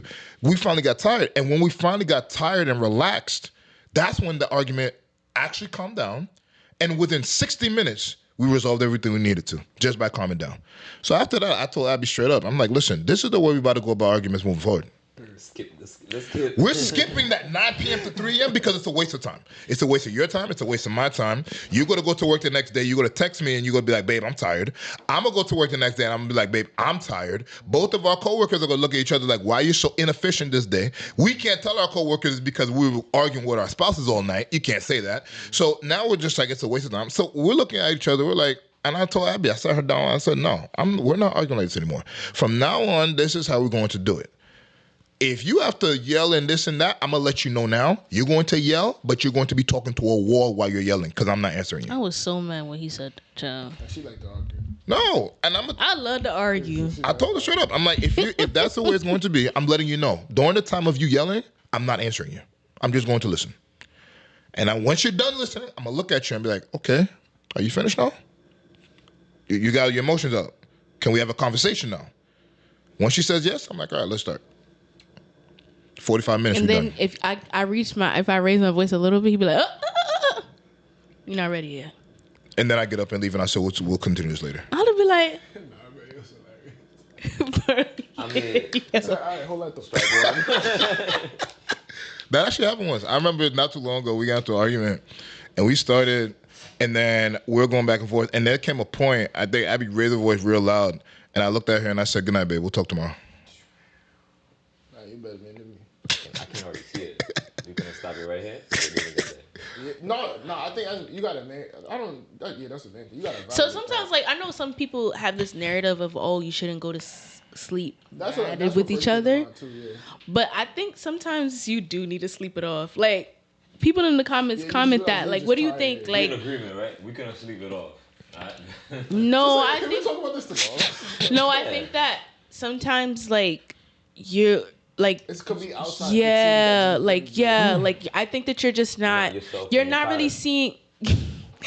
You're not really seeing you're not seeing things clearly. Like, you know what I mean? Emotions are very high, and sometimes you just need to cool off. And, like, you know, for me, I tell Emmanuel this all the time. Like, sometimes I walk in the park, and I'm just walking, doing my little walks, and I'm just thinking about something that I'm upset about with Emmanuel, and I, like, kind of, like, resolve it before I even go to him and say, hey, this really hurts me. That's relationship IQ right here. Yeah. I think we always talk about thinking out loud is important. Yeah, sometimes you need to go think about it with yourself first. Because I'll tell you something like, nah, I'm wrong. Yeah, I think you're doing, like, this is not what it is, right? So, and that's why it's good to have community and, you know, to just wrap everything up. It's just like, I'm not telling you to have people in your business, but just have people that are going to be able to guide you in your marriage the right way. Us learning this is through trial and error, honestly. Like, we told you that there was times in our marriage where, like, I told you guys, like, when I first got married, I threw laundry at Emmanuel, and I told him, I'm leaving. And I thought this man was going to follow me to the park, and he did not, okay? He's like, I'm leaving. And he's like, I'm leaving. And I'm just looking at my phone, waiting for him to call me. This man never called me. And then I came back outside. I was like, he was like, I knew he was coming back. You flashed through 5 scenarios. All right, if I go outside and I chase, then I gotta start yelling in the street. If I start yelling in the street, first of all, we're like not far from. Yeah, no. We're not doing that. Yeah, we're not. Let's. Like, yo, you done? So I think that's like something that we've learned through time and, like, experience. Is there such a thing as a healthy argument? Yeah. Because now, like back and forth. Like, yes, because now I feel like if you listen to an argument of a man gonna die, it sounds like two attorneys litigating, like, literally. You know, you have 45 minutes to express your point, and then I'll bring my counter argument. No, it's like, so I feel this way, and this is why I felt that way, and this is how I did this today, and I'm presenting it to you this way. But a lot of the times, it's like. Because another thing that was bad during those times that it would be 9 to 4 a.m. is that we would be like, oh, you did this to me too. Why do you feel this way when I did that to you? And it's now like we're picking the blame on each other rather than focus on the main problem. I got a question. There's a question for you. What happens when you don't want to be the problem solver? Me? No, Manuel. Man.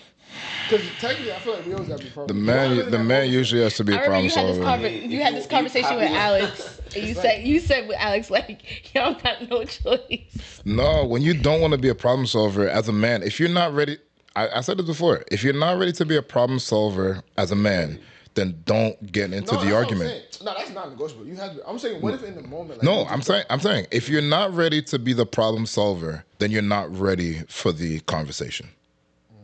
At that point, and that's what I said as a man. I think that's self-awareness. I think as a man, you need to have that moment where you could take a step back and relax. Because like I said, when you go into the back and forth, more often than not, and like I said, this is no fault of the woman or anything like that. You have to understand where each sex is strong. The man has their strengths, the woman has their strengths, and the woman is going to be a bit more emotional.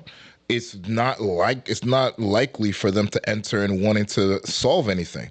The woman's definition of solving an argument is them feeling that they got off what they needed to say and they feel like you understood. And I emphasize when I say they feel like you understood, because you could understand what they're saying. If they don't feel it, they don't care. And vice versa, you could have absolutely no idea what they just said, but you make them feel like you did, and they feel just fine. Because it may be like, girl logic don't make sense. No, don't. So as long as if they feel it, then they're usually much better. But as a man at that point, more often than not, your feelings were never attended to. You don't feel like there was a moment that you addressed. You have to understand in most arguments as a man, if you want your feelings tended to, that's going to be after you tend to theirs. If you're not willing to accept that fact, then I'm gonna be very honest with you. You're gonna be arguing the wall. And like I said, Jesus, just the same way Jesus loved the church. Let's be really for real right now. You really think Jesus's emotions get hurt first? When you're upset, you ever sit there when Jesus tells you, for example, you get in a back and forth with Jesus? Do you really ever sit there and say, Jesus, before I figure out why I'm upset, why are you upset? When Jesus don't give you that thing that you've been asking for how he's perfect. But what I'm trying to say is, isn't that what God asked a man to emulate? That's what God asked men to emulate, to love your wife the same way Jesus loved the church. When the church says, hey, we didn't get enough money in offering, so we can't get that big next building that we get to get to, there's never a point where you go to Jesus to be like, Jesus, but were you upset first? You don't do that. The first thing you'd be like, Jesus, why you hear me? Why did you do this? The only time you finally hear Jesus out is when you calm down. Maybe you get a little, and in a Haitian church, you get a little some compa first for some godforsaken reason. You get compa first, and then you start hearing some louange, yeah, and then you start to calm down. Or he decides to give you exactly what you want. Then you'll be like, oh, you may listen to Jesus. May. That's a may. It's the same thing. Like you as a man, you have to understand that your feelings are going to get hurt last, if at all. And I hate when you and Alex said that. No, in the car, like that. And that's usually the difference between that's the difference between a girlfriend and a wife. Because if at all, the wife is going to always make sure that after she gets her feelings tended to, she'll tend to yours.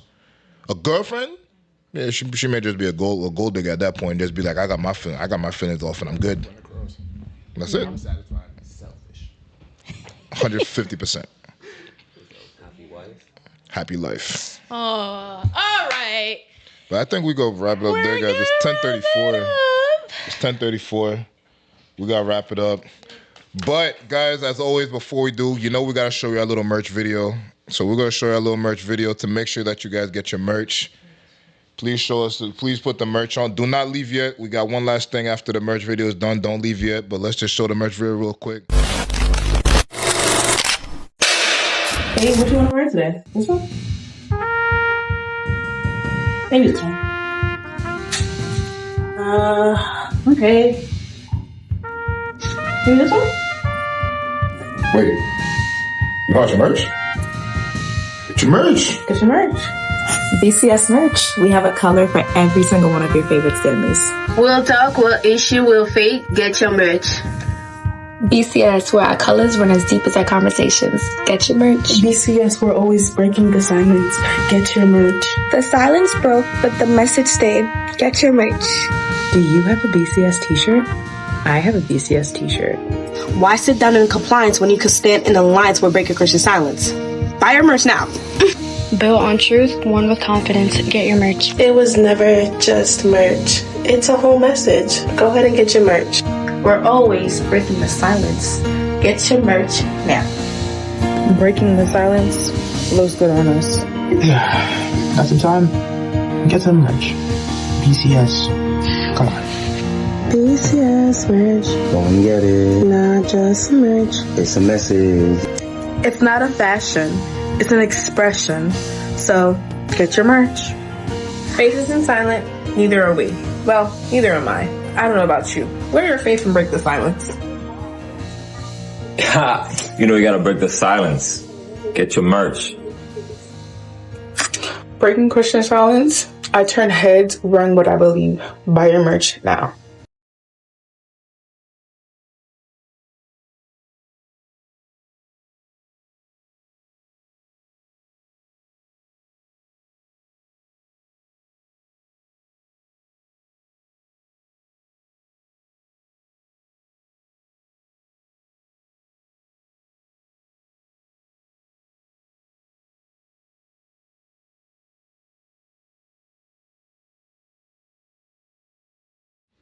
So, we back?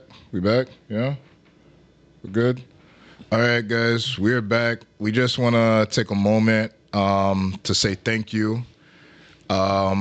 We hit our mid-season, and it's been great.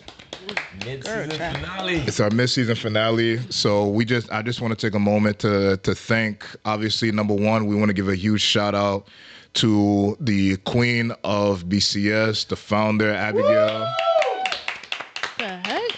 As you guys know, I always say she completes me 100%, and there's no way I could do a podcast by myself. That's that super affectionate she like.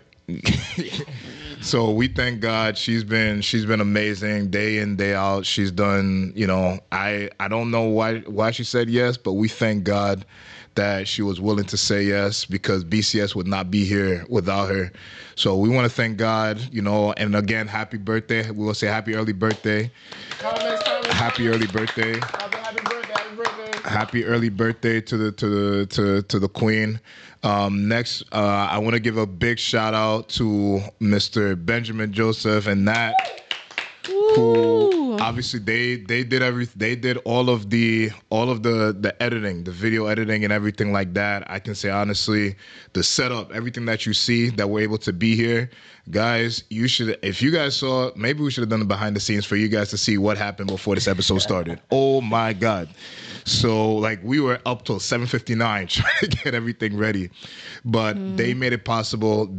And I thank God. I want to say yesterday was such a beautiful experience to see. I text Ben and Nat, and I said, listen guys, I just need you guys to be available on FaceTime because I'm going to set up for the podcast. I was supposed to set up since Saturday, but I was so tired. Sunday, I was exhausted. So I said last night, I'm going to set up for the podcast. Next thing I know, Nat texts me back. No, I'm actually going to come in person. I said, really? It's okay. I just need you guys to be there on FaceTime so that, you can help me and guide me. He said, no, that's fine. I'll be there in person. I'm like, okay, fine. Next thing I know, after that, an hour in, I just hear my door knocking, boom, boom, boom. And the next thing I know, I open the door. I see Benjamin, I see Ruben, I see Julian. Everyone just comes in Proverbs and 17, verse 17. They're like, nah, we're not going to let you do this by yourself or set up by yourself. We're just here to help you. And they just came in and crashed. They brought snacks, they brought juice, they brought drinks and everything like that. So I just want to say hand clap to them for their beautiful work. As always, it really means a lot. Then I also want to say a huge thank you to, as you can see, to Miss Jemica and Athara, who week after week, they're very helpful with the production, the camera switching, everything like that. All that you can see going on in the chats, they definitely do help. I could say, yeah, I'm hard on them. I get on them, especially when it comes to, punctuality, right? Coming to punctuality, being on time. My God, it is something in itself. I definitely want to make sure, they're definitely on it. So I'm happy for them. And then there's also people behind the scenes that are not here, but Bernice. They definitely help. So I want to say a good shout out to Bernice, where she is now. She does a lot behind the scenes. She's the one that coordinates everything, coordinates the lives, make sure the kids are on, make sure that, Jimmy and Athar are staying on top of what they got to be doing. She's always making sure that that we start on time, that we start this, that we start that, do this, do that. She's always confirming that. So I definitely want to say thank you where you are. Thank you for all your work and for being so hard supporting BCS. And I just want to say thank you to everyone that helps, all the BCS team that makes BCS what it is. You know who you are. Thank you so much for helping BCS get to this point. I also want to say a quick shout out to our pastor, Pastor Road, wherever she is. I do want to say a quick shout out to her. She definitely encouraged BCS. She could have discouraged it. She easily could have discouraged it. She could have said, you guys are doing too much. All she said, at the end of the day, she definitely she told me one time, she said, God said to go on YouTube. And I started on Bible study, and the next thing you know, it grew into this. She could have said no, but if anything, she encouraged it. She always claims that she has the most people, that she invites the most people to the live. She'll always say that. But I just want to, take a moment and say thank our pastor, our spiritual leader, my wife's mother, my mother-in-law, Ben's mother at this point, honestly. So I want to say a shout out to her as well. And everyone that you're listening, wherever you are, thank you guys all. Thank you to the admin team, Bernice, Becky, Elizabeth. Thank you guys, and Deborah, thank you guys for all your help. And then every single person, all of social media team who thinks that social media content, who morning, afternoon, and night will claim to be the best team. Thank you to you guys, content team. Thank you to you guys, public relations. Thank you to you guys, media team. Thank you to you guys. We are here because of all of your help. And I want you guys to know, and sales and marketing, Elizabeth and team, thank you to you guys. I would just want to say thank you. And I want you guys to know that moving forward, we are only going up from here. We're going up from here. We're going to be away for the next 5 to 6 weeks, but you're going to see content being posted on the page 100%. But know that the BCS team is continually working behind the scenes to make this possible. Those that you see here and those that you don't see here, we're working tirelessly to make this possible. So stay tuned. We have more in store for you guys. We have a lot in store for you guys next in the second half of the year. We have a couple more live guests that are preparing, not outside of just Ben and Nat. We have a couple of live guests. We're going to have a couple of surprise episodes throughout the rest of the year. But we can't wrap this up without saying thank you. A huge thank you to all of you that tune in morning, afternoon, and night to make BCS what it is, right? So I'll leave it. I just want to say thank you to everybody, and we appreciate you guys for your tireless effort in supporting us and help building this platform. We just want to thank Emmanuel because I know that he spent a lot of time focusing on this platform, and I know that God will continue to bless us in this platform and bless everyone that participated in growing this platform. So I hope that you guys enjoyed this episode. I hope that you guys share it with your friends, share it with your family, make it a conversation starter. All the questions that we asked throughout the episode, continue to comment even if the live is over, and just continue to engage in the comments, engage in the TikTok and Instagram to make sure that we are getting the most exposure as possible. I just want you guys to know that the exposure to our channel is evangelizing and showing God's truth and different diasporas of what Christianity looks like. So make sure that you guys are sharing, posting, and showing others like what Christianity looks like, what love looks like, what the power of unity is. And we just love you guys so much, and thank you guys all for the best wishes, and we hope to see you guys soon. And I'll be having my own little something on the side, and you guys will be seeing that shortly. My wife is it's gonna be on the same channel, but my wife is going to have her own segment moving forward. Stay tuned. It starts in July. She's gonna have her own segment for all the women out there so that you guys can relate. But there's I do think there's one thing that we definitely want to say, how much we love you guys and appreciate all your support. I mean, hey, thank you guys for the people that have been watching every week and just like consistently supporting us. I don't want to say any names because I don't want anyone to get jealous, but we love you guys all. all of you guys. Thank you so much. BCS can't be here without you. And one last thing I want to emphasize, we are breaking Christian silence. We are not going to be the same as every other podcast out there. There's a lot of podcasts out there in the world, and we're not trying to emulate or replicate any of them. We know that there's a lot of couples trends. There's a lot of TikTok trends. There's a lot of, you may not see us hop on those, but that's just because of the fact that we want to stand out and we want to be different. We want to do things differently in a manner that's different. And we want to do things according to the way that God leads us, not according to the way that trends lead us. So as a result, you may not see us do things the way that a typical podcast does it, but understand that we're doing things because we're living to break the silence. We're breaking the Christian silence. We're breaking that Christian proverbial wall because we want us to understand that it doesn't matter how old you are, but everybody can serve Christ. And every platform can be used to be able to help further the gospel. So again, guys, thank you so much for all your help, for all your support and everything like that. We're about to sign off, and we're going to let you guys know we're going to be away for about 5-6 weeks. Our next episode officially will be June 23rd. Save the date, write it down, save it, and get ready for it. June 23rd. My wife, like I said, will start to have her own segment, her own woman segment. That will be for women out there, all the ladies out there. But my wife will be doing that. We're having fun with you guys. You'll see it. There'll be a lot to stay tuned for. Stay tuned also while we're away. We're going to be away. My wife and I are going away to obviously celebrate her birthday. Be on the lookout for the vlogs and everything like that. You know those are coming. And as always, guys, we love you. We appreciate you. And you know what we do here, right? We break the silence one conversation at a time.